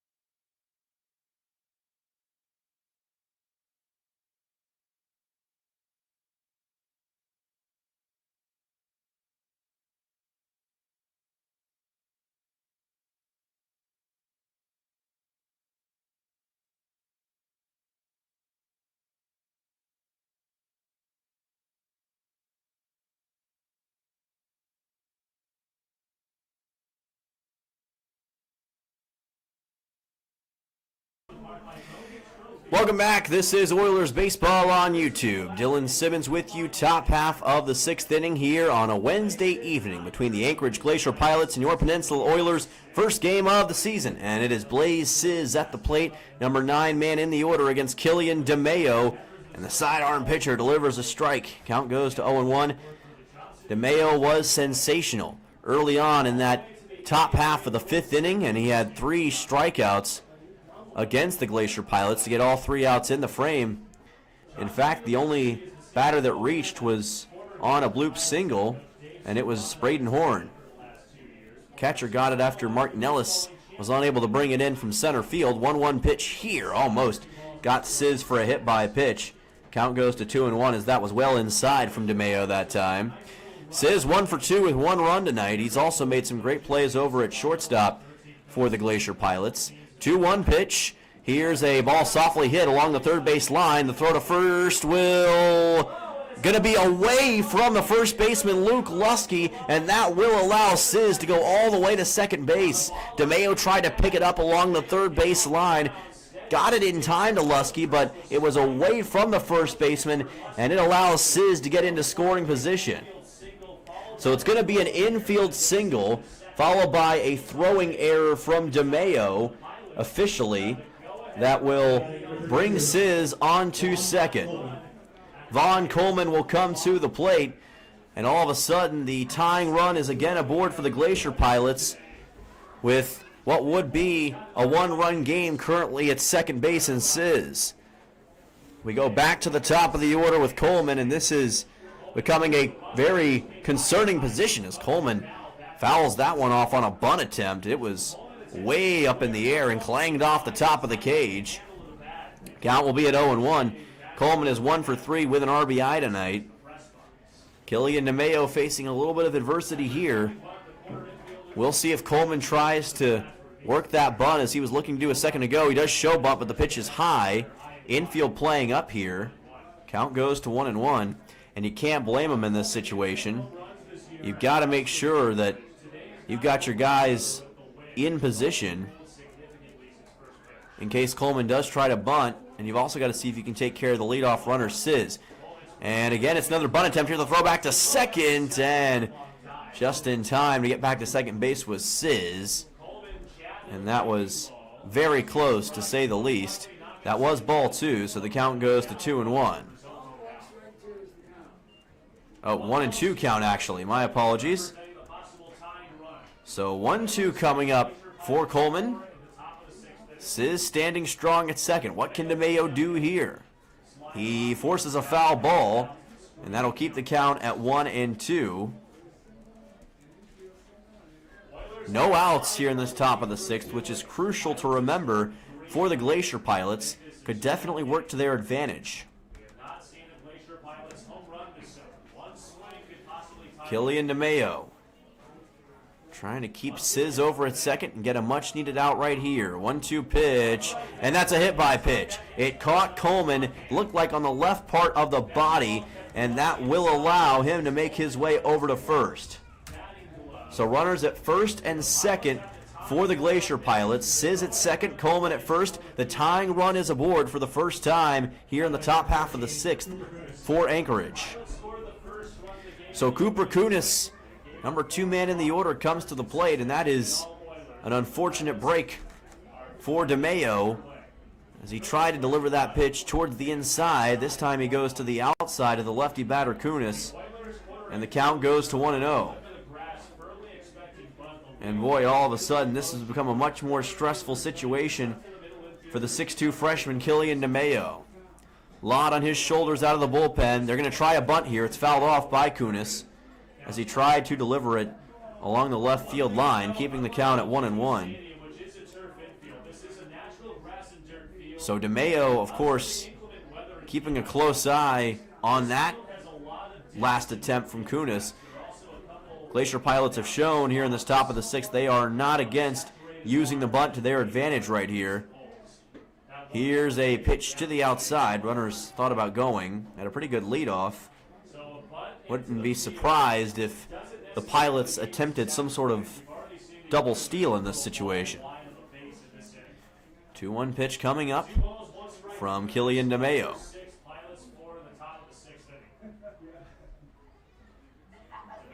DeMayo's sidearm pitch is in for a strike. This time the fastball works well, and the count evens at 2-2.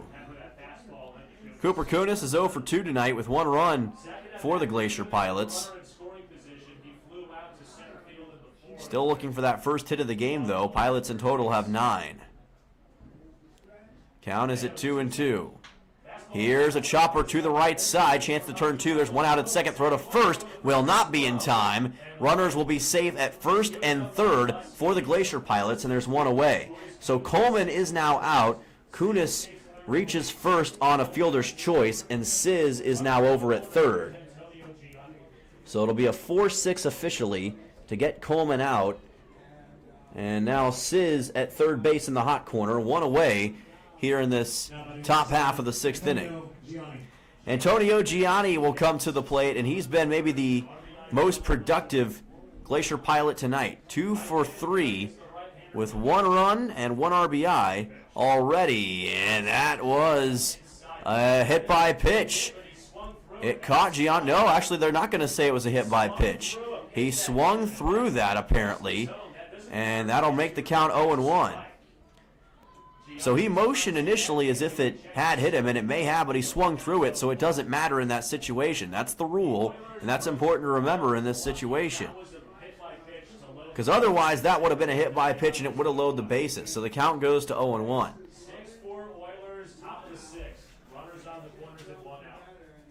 9 hits for the Glacier Pilots. Gianni has already come through clutch several times here this evening, but we'll watch that pitch go by. That'll bring the count to 1-1 for a ball. Oilers and Glacier Pilots fans watching this with bated breath right now. Sizz at third, Kunis at first. DeMayo's pitch, that will be fouled, and the count goes to 1-2. Very slight contact made by Antonio Gianni. Gianni, of course, a product of the New Mexico Lobos. One of several Mountain West players on this Glacier Pilots squad. Have a lot of players from the University of Nevada as well. Big Mountain West presence. 1-2. Here's a fly ball fouled to the left side. And that was fortunate because Kunis had already taken off for second. He's not going to get that chance now.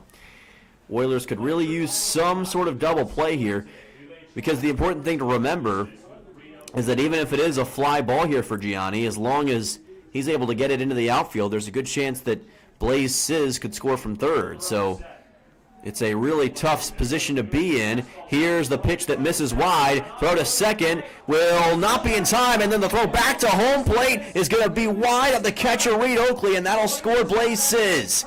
And advancing all the way to third was Cooper Kunis. Oh my gracious. So that worked out pretty well for the Pilots and worked out about as bad as it could have for Peninsula, as Sizz scored on that double steal attempt. The Oilers tried to see if they could get Kunis out at second, and the throw was not quite on target, but it was caught by the second baseman Lopez, then tried to throw home, and it just went completely awry. It is now a 6-5 game, and that will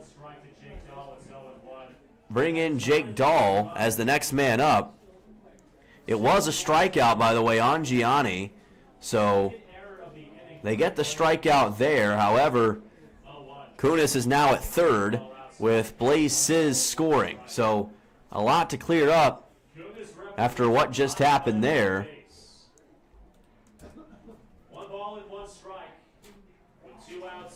So the count is at 1-0, and here's a fly ball delivered to right field. Hasten Cleaver there makes the catch for out number 3.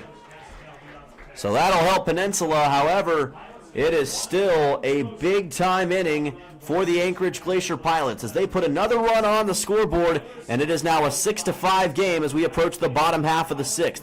Pilots cutting into the Oilers' lead. We'll be back in just a moment here for more Oilers baseball on YouTube.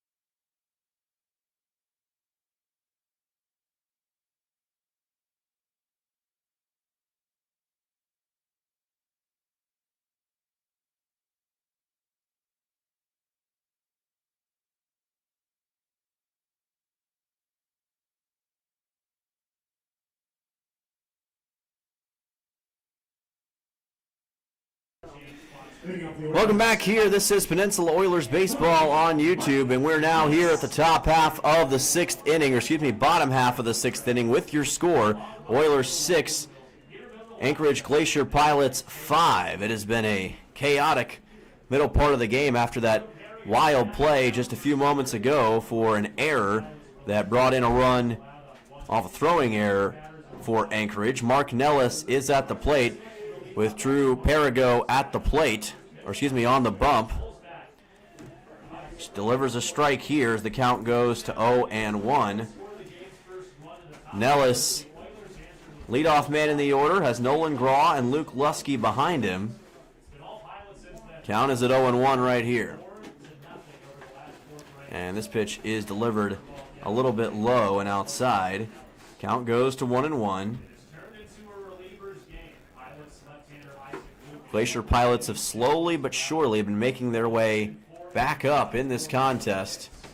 After being down 6-1 early, they have scored 4 unanswered runs since then. As that is delivered for a strike, count goes to 1-2.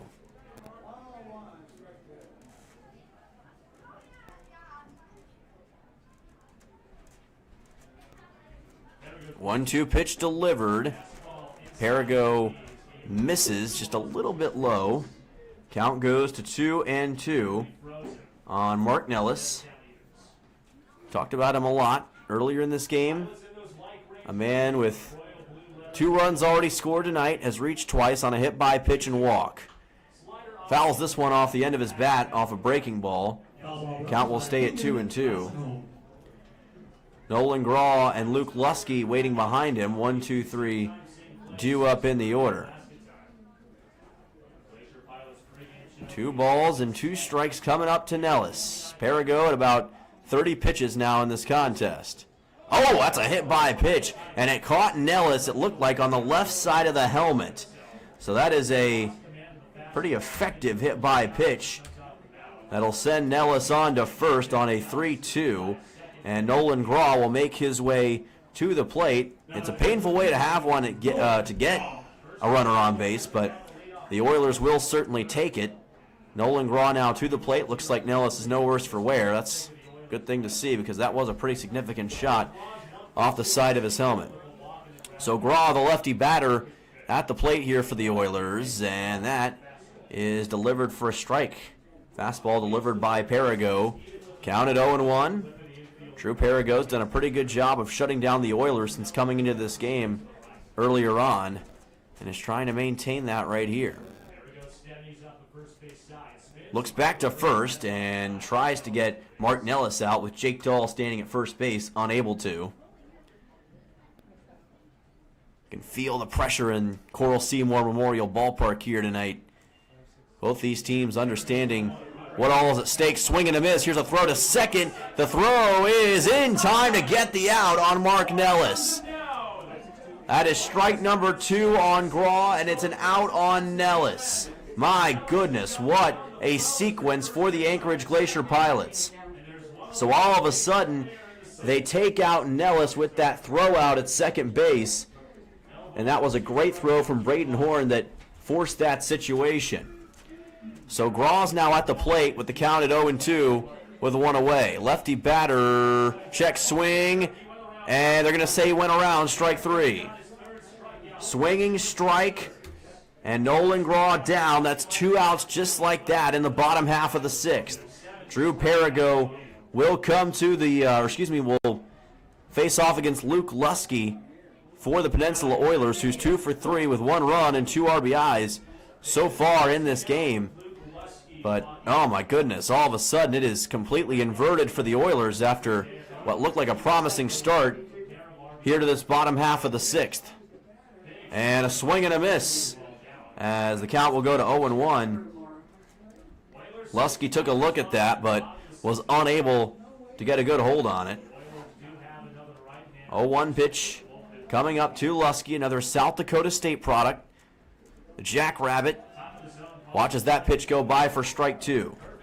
Count will be at 0-2 for the number 3 man in the order for the Peninsula Oilers. Game number 1 of the season. Lusky trying to get his 3rd hit. He's already got an RBI single tonight that scored 2 runs. 0-2 pitch. That is low in the dirt and gets away from Braden Horn. Count goes to 1-2. And that's one where, if you're the Oilers, you're kicking yourself because Nellis, if he was still on base and had taken second, could have advanced to 3rd right there, and instead he was unable to. Again, 2 outs. Count 1-2 here for Luke Lusky. Pitch is delivered to the outside, and the count evens at 2 balls and 2 strikes for Lusky. You see that breaking ball again from Perigo. He's used that quite a bit since coming into this game. 2-2 count with 2 away. Pitch delivered by Perigo. This ball popped up, drifting into foul ground. Racing underneath it is the catcher Horn, and he makes the catch for out number 3. And that will bring it into the 6th inning. So again, the Oilers come up empty after a promising start. No runs, no hits, no errors in the 6th for Peninsula, and we remain at a 6-5 game. We'll be back for the top of the 7th in just a moment here for Peninsula Oilers Baseball on YouTube.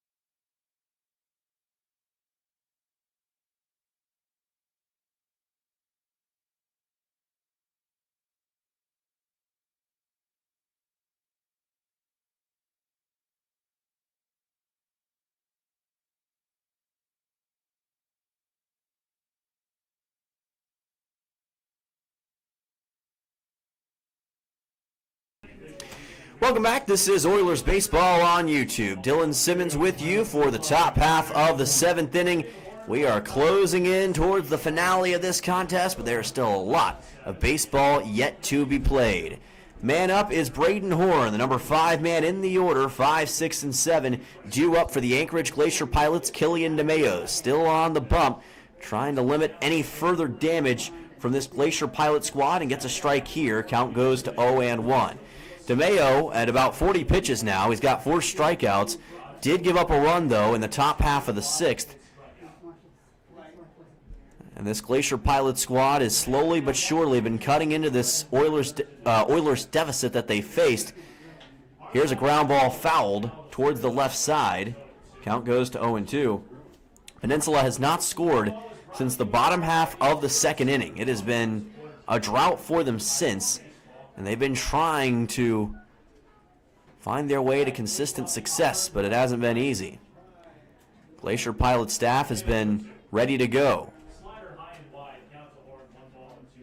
as this pitch misses a little bit high to the outside. Count will be at 1-2.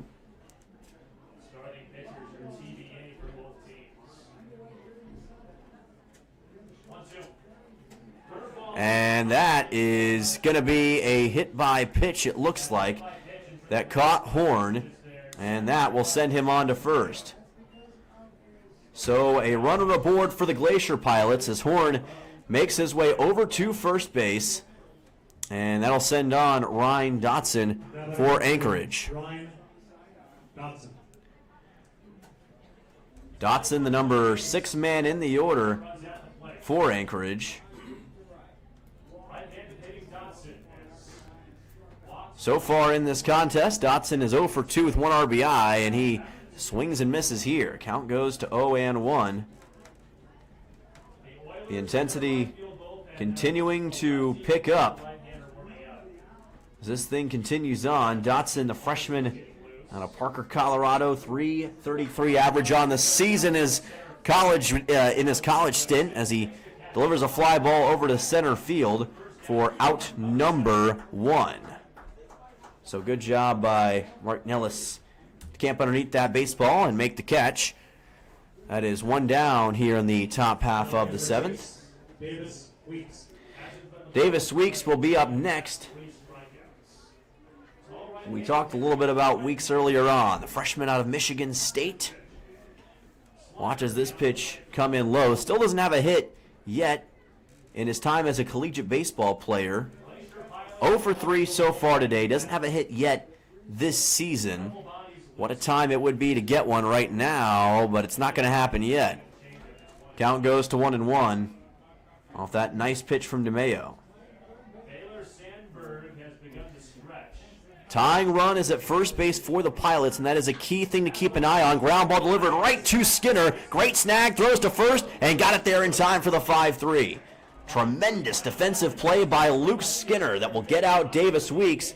Horn advances to second, but that is a crucial second out here in this top half of the 7th inning. That is how you get it done. We saw one get past Skinner earlier in a very similar situation. He did not think twice about it this time. He gets the out, and that'll bring on Nick Cortinas. Number 8 man in the order, but now the Pilots have 2 outs, and that could be very important for the Oilers' hopes of maintaining the lead. As that pitch misses to the outside, count goes to 1-0. DeMayo, if he can keep it up, might be able to stretch this towards the end of the game. Here's a ground ball delivered to short. Graw is there, throws on to first, got it there in time, and that will be an inning-ending 6-3 for Peninsula. A nice job by Graw to get on that baseball, and that'll bring us to the bottom half of the 7th. The Oilers still on top 6-5 as they shut out the Pilots in the top half of the 7th inning. Back in just a moment for more Oilers baseball after the stretch here on YouTube.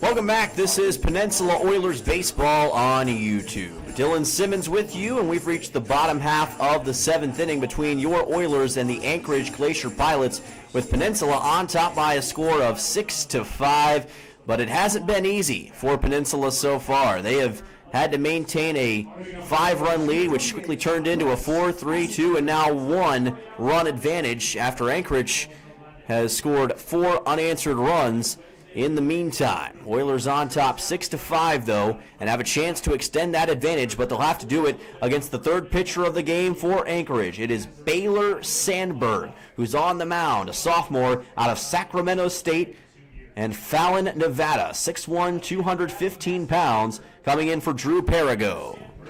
And this pitch will be to Brooks Hasencleaver, misses, or actually does get in for a strike. Count goes to 0-1. Looking strike for Sandberg to start things off here in this bottom half of the 7th. Lefty batter for Peninsula, as Hasencleaver watches this one go by low. Count moves to 1 ball and 1 strike. Hasencleaver, Musil, and McCormick, 4, 5, 6, due up in the order for Peninsula to start this bottom half of the 7th inning.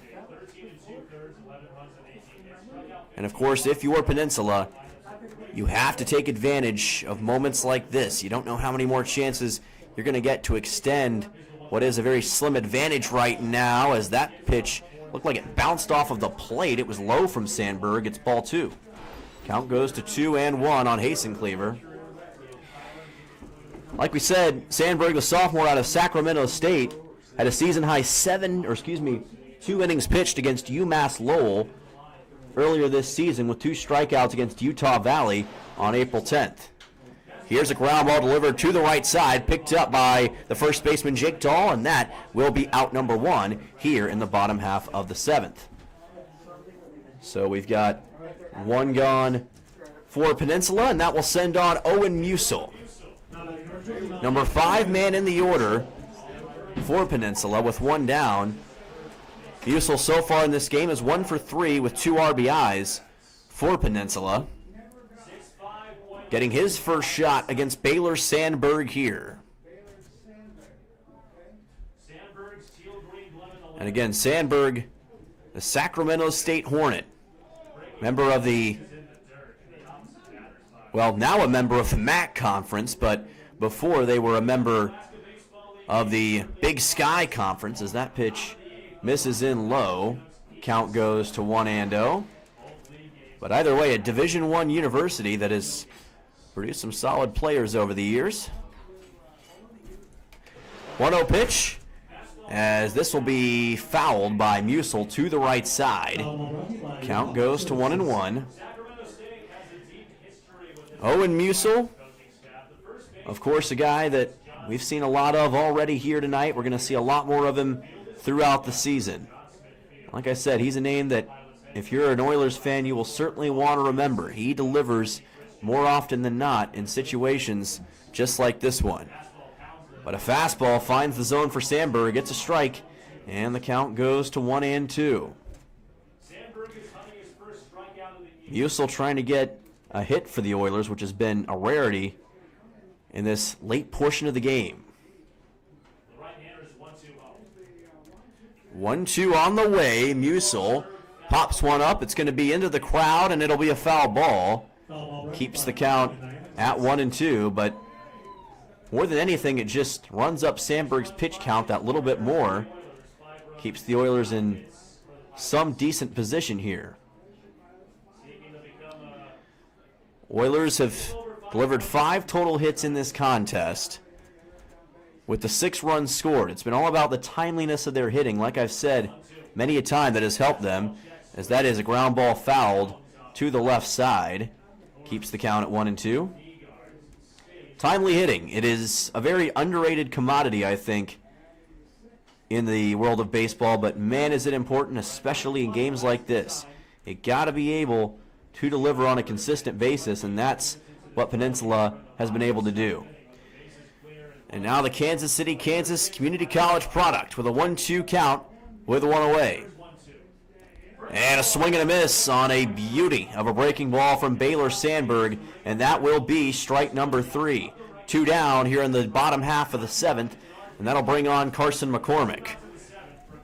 And that was a really nice high curveball from Sandberg that got him that strikeout, and you got to give him credit for that, even if you are an Oilers fan. It was a very nicely positioned breaking ball. So McCormick to the plate, working as the designated hitter tonight. Ground ball delivered to the shortstop. Sizz could not grab it. It went right through his hands and then through his legs, and the Oilers have a runner at first. That's going to be an E6 on Sizz that will allow McCormick to make his way over to first. And you don't see that kind of play very often, especially from this disciplined Glacier Pilots squad.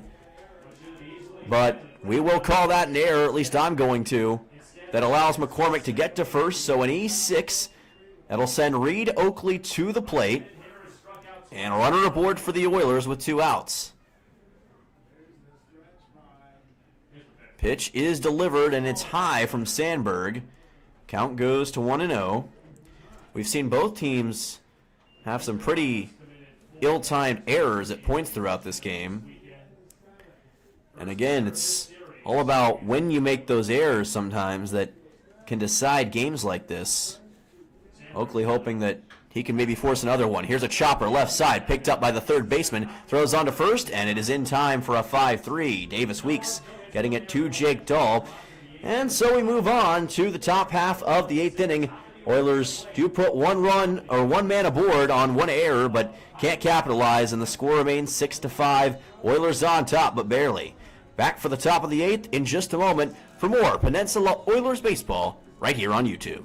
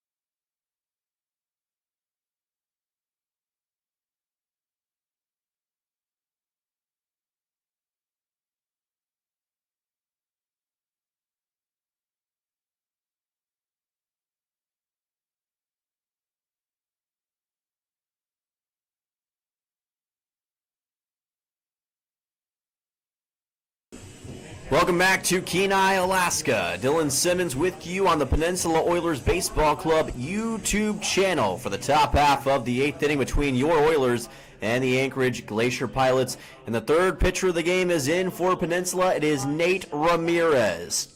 Out of Yavapai College, Prescott Valley, Arizona. Sophomore stands at 6 feet tall, 215 pounds. Had 18 innings pitched this past year with 6.00 as his ERA, 1-2 record, and 10 total appearances. And coming out of the bullpen here for Dave Dawson. Delivers a nice-looking strike on the leadoff batter in this inning, Blaze Sizz. And the count goes to 0-1. 9-1-2 due up for the Anchorage Glacier Pilots, who are trying to finish the comeback as he fouls this one off on the left side, does Sizz. Count goes to 0-2. Ramirez got some good experience at Yavapai this year and went to Bradshaw Mountain High School. Honorable mention for Grand Canyon Region Pitcher of the Year during his time there. And a swing and a miss by Blaze Sizz. That will be strike number 3, and a brilliant start for Nate Ramirez. One down in the top half of the 8th inning. That is how you make a statement and set the tone here late in the game, which is what Ramirez is trying to do. And I think as far as maturity and understanding of the game of baseball goes, Ramirez is one of those guys that just pops out to you. He's a sophomore, but he's wise beyond his years, and you can feel that whenever he talks about baseball and the way he carries himself around Kenai. It's been really fun to get to know him so far and have some conversations with him, and you can tell he's got that passion just like everybody else, but he's able to show it in a way that's brimming with confidence, but also showing his ability. As that pitch comes in low, count goes to 1-1. Watched him at the Little League Baseball clinics these past few days, and I was really impressed with just how quickly he took to teaching the aspects of baseball to those youngsters, as this will be a fly ball delivered to center field. Or actually, no, it's a pop-up. It doesn't even leave the infield, and it was dropped by the second baseman, Sammy Lopez. And Vaughn Coleman will make his way over to first on an E4. Oh, my gracious. That is another error for the Oilers, and there have been a lot of those, unfortunately, in this contest. Coleman over at first, and that's one that Lopez is certainly going to want back. Was in position to make that catch and just could not do it. Runner goes, pitches wide, throw to second, is going to get away from the shortstop, Nolan Graw. It's just going to stay close enough to keep Coleman at second base, but that was almost another disaster for Peninsula as the problems continue here in this top half of the 8th inning. Coleman will be awarded with the stolen second base as Cooper Kunis remains at the plate with the count at 1-0. But all of a sudden, the Oilers have much bigger problems to worry about with the tying run now in scoring position. And they've got to play this very carefully here. Ramirez, breaking ball, finds the zone, and it's a swing and a miss for Kunis for a strike. Count goes to 1-1. And you got to be careful here if you're the Oilers infield and you've got a ground ball coming your way. If you can get a double play, great, but don't try to over pursue and put yourself in an even worse position here. You got to avoid any sort of error. 1-1. Oh, that pitch kind of just lost its way from Ramirez as the count goes to 2-1. He kind of lost the grip of it, and it drifted to the outside. Oakley did a good job to keep it in front of him and locate the baseball. Count's going to be at 2-1.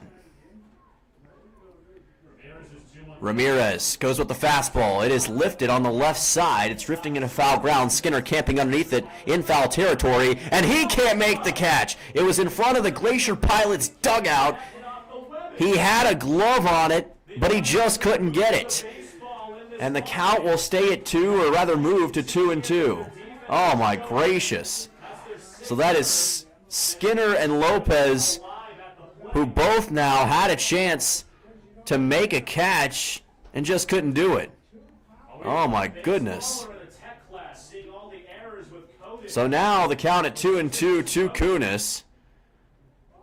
Pitch is delivered, and the fastball from Ramirez is going to be low and outside for ball 3. So there are certainly going to be things fielding-wise that the Oilers will have to work on, no question about it. I'm sure they would understand that as well as anybody, but those are 2 critical outs that could have been of great use to Peninsula here. 3-2. Ramirez outside, ball 4. And the second runner of the top of the 8th for the Glacier Pilots is aboard, and Cooper Kunis. Coleman at second, still just 1 out for Anchorage here. Antonio Gianni will be the next man up for the Glacier Pilots. 2 for 4 on the day, already 1 run, 1 RBI.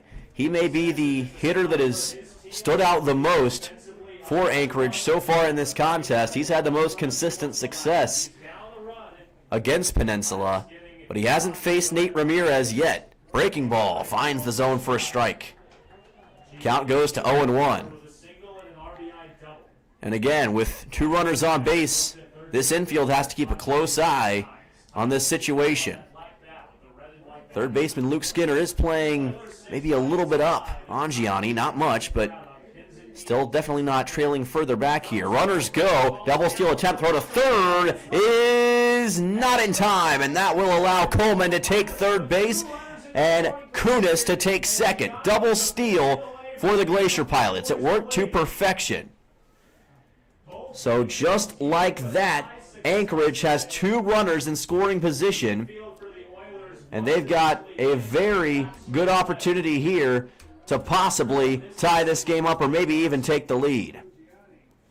Kunis at second, Coleman at third, Gianni still at home plate. Ramirez's pitch is fouled off. Count goes to 1-2. So this is getting very, very stressful if you're a fan of the Peninsula Oilers right now, because you don't have a lot of wiggle room to work with. You've got the tying run currently at the hot corner in Vaughn Coleman with Kunis at second, a solid hit would probably give the Glacier Pilots the lead right here. Ramirez's pitch, high fly ball to left field, and it will be fouled. And that is fortunate break for Peninsula because that was a pretty good charge into that baseball, but it just couldn't stay in fair territory for Gianni. So the count stays at 1-2 with one out. Nate Ramirez trying to keep the lead with the Oilers right now, but rest assured it is not going to be easy. 1-2. This is fouled back again by Gianni. Count stays at 1-2 strikes. Such a stressful and tough situation for Nate Ramirez here. He's got a lot that he has to try to manage in this situation with the 2 runners aboard and the batter at home plate. And by the way, those 2 runners are at second and third. Not an easy situation for a sophomore pitcher to try to deal with. But like I said, Ramirez wise beyond his years, and he needs to put that to good use right here for Peninsula to keep them in the lead. 1-2 count for Antonio Gianni of the Pilots. Ramirez. Oh, it's a hit by pitch. It caught Gianni right side of the body, it looks like. And they're going to say he swung through it. That will be a strikeout. That's the second time he's done that tonight. We saw a similar situation earlier. Because he swung through the hit by pitch, that is a strikeout. And I don't think that Gianni or the head coach, Price, agree with that call. He's looking to say that that was not indeed what happened. I don't know if the home plate umpire is going to agree with that call. A lot of conversation happening right now, and they are going to have a discussion on the mound. Umpires congregating over there near Nate Ramirez, so we're going to wait until we can officially score this. But as of right now, it's a strikeout on Gianni, and if it is, that's out number 2, and it takes maybe the most dangerous batter on this Pilot squad and puts him back in the dugout. This could very well be deciding the game here in this top half of the 8th inning. Remember, the call on the field was a strikeout because Gianni swung through what looked like a hit by pitch. But he thinks, I would assume at least, he's arguing that it hit his bat prior to that, so it should be a foul ball. He was completely flabbergasted by the call. Oilers fans hoping that it gets ruled as a strikeout. And they're going to rule that it is a strikeout. They're upholding the call. So Gianni is going to be called for the strikeout, and that will be out number 2, a crucial out number 2 here in this top half of the 8th. So Jake Dahl will come to the plate, and Ramirez is awarded with his second strikeout. All kinds of wild chaos happening in this top of the 8th. So now Jake Dahl is on. Now I said that Gianni might be the most dangerous, but Dahl's been the most consistent. 3 for 4 tonight with 1 RBI. This middle part of the order has been sensational for the Glacier Pilots, and Dahl trying to prove that. Still, 2 runners in scoring position. Ramirez fires in a fastball. It is fouled and shot to the left side. Count will be at 0-1. If the Oilers can hold on to the 6-5 lead, that would set them up in the bottom of the 8th to add some insurance against the Glacier Pilots and set up to end it in the top of the 9th. But the Pilots want to tie this game right now, and Dahl looking to do that. Breaking ball delivered outside by Ramirez, count at 1-1. Tried to target the outside corner of the plate on Dahl, who did not bite.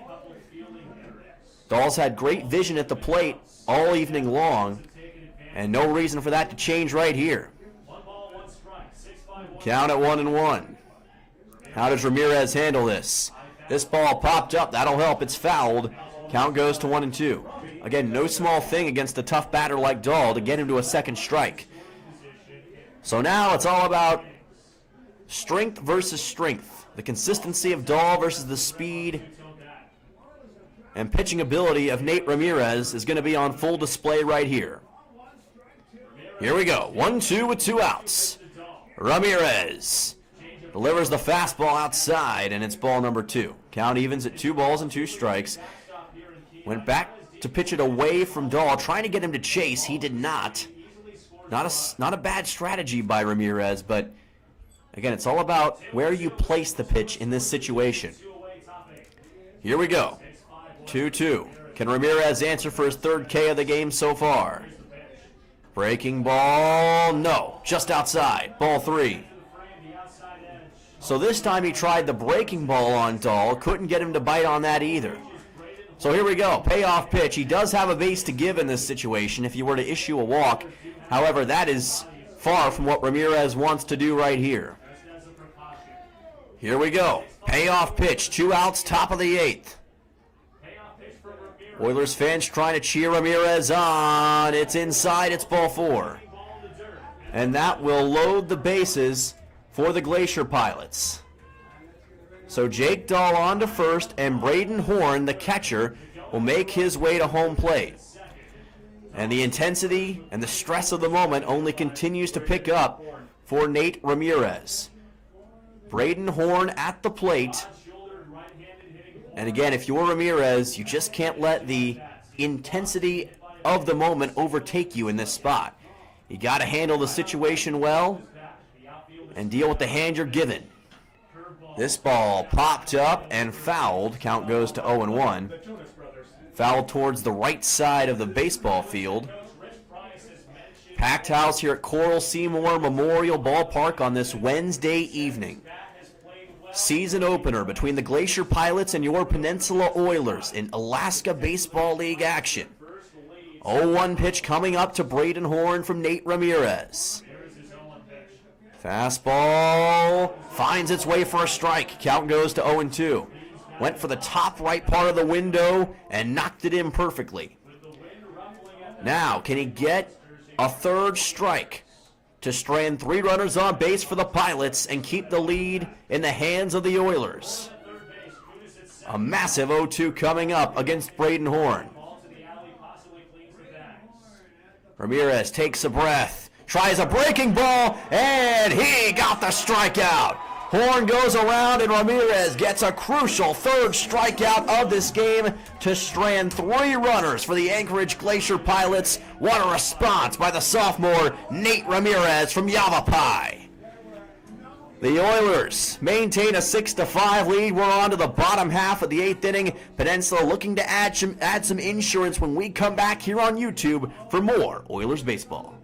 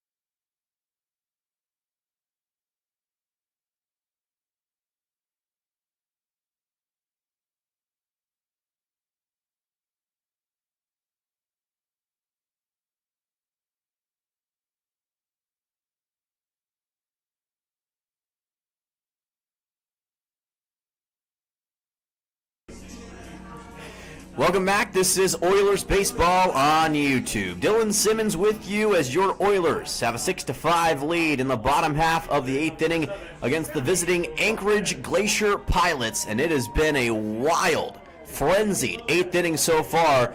Oilers turned away 3 runners in the top of the 8th thanks to clutch pitching from Nate Ramirez, and now Sammy Lopez to the plate against Baylor Sandberg, and he fouls this one off on the left side. Count goes to 0-1. The Oilers looking to add some insurance in the bottom half of the 8th to try to secure a season-opening win in dramatic fashion against the Glacier Pilots here at home. It's been anything but easy so far in this contest. 0-1 pitch. Lopez fouls it off again. This time it goes up and over the left side of the crowd here at Coral Seymour Memorial Ballpark. Count at 0-2.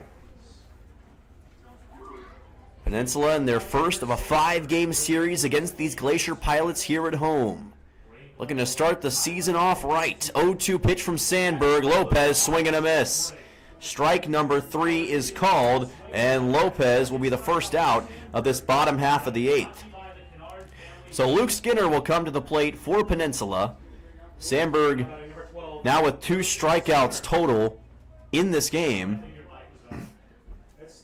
And while he hasn't been the biggest strikeout generator of this contest, he's been very consistent about the placement of his pitches, and that is a very underrated commodity at this point in the game. No count, 1 out for Luke Skinner at the plate. Skinner, that's a hit by pitch. Just grazed him, looked like on the right arm, and that'll send him on to first. So that'll certainly help Peninsula. They will take it as Skinner makes his way over to first base, and that brings us back to the top of the order to Mark Nellis. So just exactly what the Pilots wanted to avoid in this situation. They have allowed a lot of runners on base today off of walks and hit by pitches for Peninsula. That is not what they wanted to see. Mark Nellis at the plate. Nellis, high fly ball fouled to the right side. Count will be at 0-1. Mark Nellis 0 for 1 today, but he has reached base multiple times on a walk and a hit by pitch and has scored 2 runs already for Peninsula in this contest. Here's a throw back to first. Remember, the Pilots have gotten a couple of Oilers runners out on base today as a bald eagle flies over the outfield, it looks like. Maybe that's a good omen for Peninsula. Reminder of just how great Alaska can be with the natural beauty, even here at baseball games. Here's a attempted throw back to first again on the pickoff over towards Skinner. Cannot get him. Mark Nellis out of Toronto, Ontario. Trying to show the spirit like Vlad Guerrero Jr. right here. Lays down a bunt on the left side. Here's the throw to first. It will be in time to get Nellis out, but the bunt does advance Luke Skinner onto second base. So that will allow a runner to be in scoring position for Peninsula. And now we'll see what the Oilers can do with this 2-out spot. Nolan Graw will come to the plate. Number 2 man in the order with 2 outs. Luke Skinner represents what would be the 7th run of the game for Peninsula. Graw is 1 for 3 with 2 runs so far in this contest. Sandberg keeping a close eye on Skinner, who may try to steal third if he can help it. This pitch misses wide, and the count goes to 1-0 as Sandberg tried to target that outside corner, couldn't get it to work. The Oilers have not scored a run since way back in the bottom half of the second inning. Scored 4 in the bottom of the first and 2 in the bottom of the second, but no runs since. Will that change here? 1-0 pitch. Here's a softly hit ball, and it is luckily fouled, and that's probably, like I said, a good thing for Graw, because if that ball had stayed in play, it would have been an easy out for Weeks one way or another. Instead, the count goes to 1-1. Wind, really not as much of a factor as it was early on in this contest. It has somewhat died down. Of course, Coral Seymour notorious for some of the wind that comes through here. It certainly helps the Oilers more often than not. Count is at 1-1. Skinner still stuck at second. Pitch is delivered, and it's to the outside by Sandberg. Count goes to 2-1. Glacier Pilots looking for their 2nd win of the season. Oilers trying to move to 1-0 here in 2026 in their return to the Alaska Baseball League. Trying to write a great first chapter to this comeback season. 2-1 pitch, and that is high. Count goes to 3-1. And Graw, again, showing his patience in this situation. That's what you have to do. Take what you can get Don't try to force it, especially in a spot like this. Any advantage you can take is a good one, no matter how it transpires. 3-1 pitch coming up to Graw. Sandberg keeps an eye at second. Takes his time, fires a fastball low, ball 4. And the Oilers now with 2 runners aboard here in the bottom of the 8th. Skinner at first and Graw to first. Or excuse me, Skinner at second and Graw to first. Got a little too overexcited for my own good there. Luke Lusky, though, I'm sure he's excited, but he's also controlled, and he's been able to control himself at South Dakota State in his collegiate career and is now trying to show what he can do here on the Kenai Peninsula. Skinner at second, Graw at first, and Lusky, another South Dakota State jackrabbit at the plate. This pitch low and outside from Sandberg, who's having trouble finding the zone consistently. Count goes to 1-0. One of the best players in the Summit League this season is Luke Lusky, a home run masher. Wouldn't it be fitting for him to get the first home run of the season for Peninsula to maybe seal this contest? 1-0 pitch, and that is fouled back. Count goes to 1-1. A little bit of slight contact off the end of the bat for Lusky. Again, his South Dakota State teammate, Nolan Graw, is currently at first base, with Skinner at second. Skinner's got a lot of speed, as we said before, on the base pass, and he's been very good at stealing base in the past. 1-1. This pitch is low. That is ball 2. Count goes to 2-1 on Lusky. The speediness on the base pass for the Oilers could pay dividends right here. And Skinner and Graw, I'm sure, keeping that in mind right now.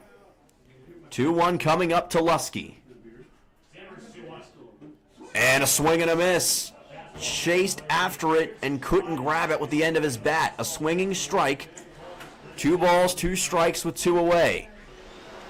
Well, this is going to be maybe the most crucial hit of the game if Lusky can get it, but it also could be the most crucial strikeout if Sandberg can manage it as well. So maybe the most crucial moment of the game right here. Sandberg, no, just inside for ball 3 on the fastball. So the count runs full. We're going to have a payoff pitch with 2 outs and 2 runners aboard for your Oilers. Luke Lusky trying to strike gold right here and lift Peninsula to a potential victory here at home to open the season. Sandberg, wind brushing against his jersey on the backside. Payoff pitch, 3-2. Here's a ball hit out towards center field, chasing after it. Gianni makes the catch, and that is out number 3. It was a heck of an effort from Lusky, but just couldn't get enough on that fly ball. The Oilers get 2 runners stranded on base and cannot get the insurance they need. We move on to the top half of the 9th inning, and the game will be in the hands of Nate Ramirez, the pitcher from Arizona, and the Oilers defense when we come back here on Oilers Baseball, right here on YouTube.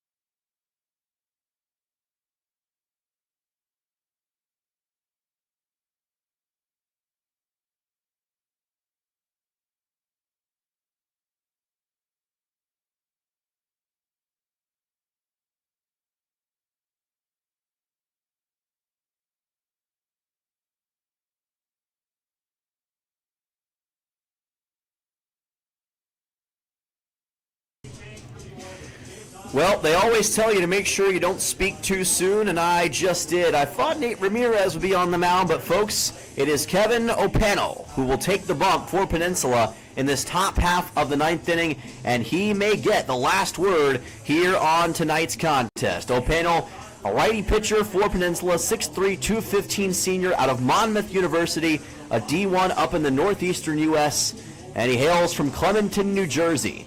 Had a 4.14 ERA this past year with a 5-1 record, 45 2/3 innings pitched, 28 strikeouts, and a second-team All-CAA member.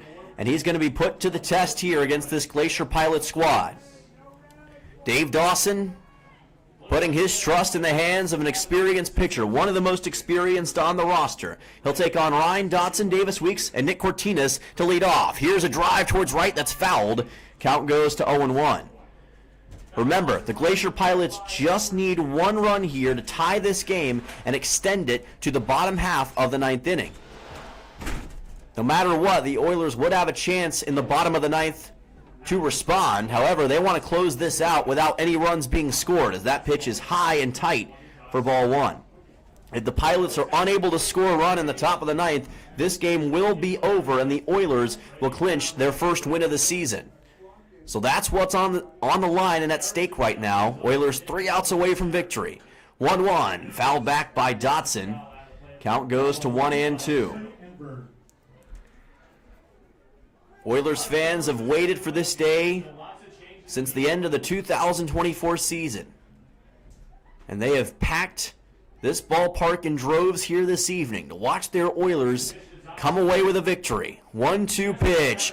And a strikeout for O'Pannell. A brilliant fastball on Dotson, 1 down in the top of the ninth. And that is exactly what Kevin O'Pannell's known for. He's done it at Monmouth time and time again, and he's bringing that strikeout goodness here to the Kenai Peninsula. Davis Weeks to the plate, 1 down in the top of the ninth. That's a heck of a start for him. And it's actually going to be a pinch hitter, it looks like. So it will instead be Logan Strong who will make his way to the plate, and we'll see what Strong can do to help the cause. Not much yet. Looking strike, and the count goes to 0-1 as O'Pannell delivers. O'Pannell using that fastball very well so far right here. 0-1, high fly ball to left field. This is going to land in foul ground. Will it be caught? No. Out of play, and that will be an 0-2. And I will say that was a little concerning if you were an Oilers fan at first, because it had a lot of height on it, but there was no way it was going to have the direction to go anywhere. So it works out for O'Pannell. And now Logan Strong facing the 0-2 with 1 out. Can O'Pannell deliver for yet another strikeout and put the Oilers 1 out away from victory? 0-2 pitch. Zips it just to the outside. Tried the fastball. Count goes to 1-2. Looking to see if he could catch Strong chasing that one. He did not. Strong staying strong at the plate for the moment. 1-2 pitch. Delivered. O'Pannell outside. Ball 2. Remember, the Oilers were in very treacherous territory in the top of the 8th. They had the bases loaded against the Pilots with 2 outs. Nate Ramirez delivered, got him out of that jam. They've been on the verge of giving up the lead for a while, but they have not surrendered yet. Here's a chopper back up over the mound, and this is going to be a base hit, it looks like, for the Pilots. It will be. Logan Strong gets a single. It went right over the head of Kevin O'Pannell and right between the shortstop Nolan Graw and second baseman Sammy Lopez before it was finally covered by Lopez. But there was no way he was going to be able to get the ball in time to first baseman Luke Lusky. So the single delivered by Logan Strong on a 2-2 count with 1 out. Nick Cortinas comes to the plate. Oilers fans sitting on pins and needles now as the tying run is aboard. Fastball delivered by O'Pannell, misses the zone. Count goes to 1-0. This is where the Oilers defense has to be at their absolute best. Cortinas, the number 8 man in the order, 1 hit so far here this evening. Pitch is high upstairs. That's ball 2. O'Pannell trying to work fast, but it might be working against him right here as he can't get the Glacier pilots to bite on these pitches. 2-0 pitch coming up from Kevin O'Pannell. And that one was delivered well. A looking strike. Count goes to 2-1. Went back to the fastball, but adjusted the placement this time, and it worked out exceptionally well for the Monmouth pitcher. 2-1 to Cortines, and he fouls it off. Count will move to 2 balls and 2 strikes. So after being down 2-0 in the count, Kevin O'Pannell's got a chance here. Already has 1 strikeout. Can he get a second right here and give the Oilers a chance to be just 1 out away from the win? 2-2 pitch, O'Pannell. High drive, left field. It'll stay in the yard, and it is caught by Musil. What a play by Owen Musil for out number 2. Had to lunge and get on the knees to make the catch, but he delivered. 2 down here in the bottom half, or top half, excuse me, of the 9th inning. And that will bring on the next man in the order, Blaze Sizz, with just 1 out left, standing between the Oilers and victory. Logan Strong is at first after that great catch. O'Pannell will deliver this pitch a little bit to the outside. Count goes to 1-0. That was a brilliant catch made by Musil in left field. Can the Oilers finish the job right here? Again, the tying run is at first. Breaking ball for a strike. Count goes to 1-1. Expect Logan Strong to be pretty aggressive trying to steal second base in this situation and get himself into scoring position as well, folks. Sizz 2 for 4 on the day so far. Low pitch and a good job by Reed Oakley to keep that one in front of him. It's ball 2 and Strong has to stay at first. If that ball had gotten past him, it could have been a hairy situation that would have allowed Logan Strong to get into scoring position. Count at 2-1. A Herculean effort by this Oilers bullpen to get them into this position. Can O'Pannell finish the job? 2-1. Fly ball to right field. Camping underneath it is Hasten Cleaver. Makes the catch, and that'll do it. The Oilers are back. And not only are they back playing baseball, they're back in the win column as they take down the Anchorage Glacier Pilots thanks to an incredible effort by an incredible bullpen and a team that would not quit despite the circumstances given to them. Peninsula is 1-0 to start the 2026 season, and they survive the Anchorage Glacier Pilots here at home in dramatic fashion. What a win for this Peninsula Oilers squad.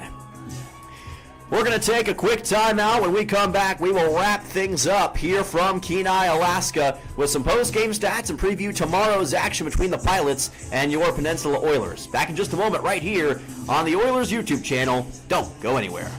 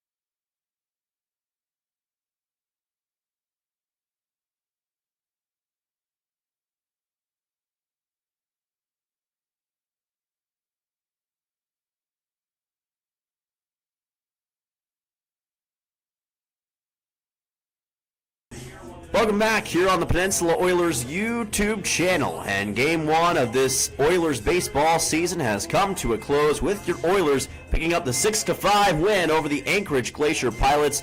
And they had to do so in dramatic fashion. They did not score a run from the second inning on, but this Oilers bullpen did a phenomenal job of keeping the Glacier Pilots at bay.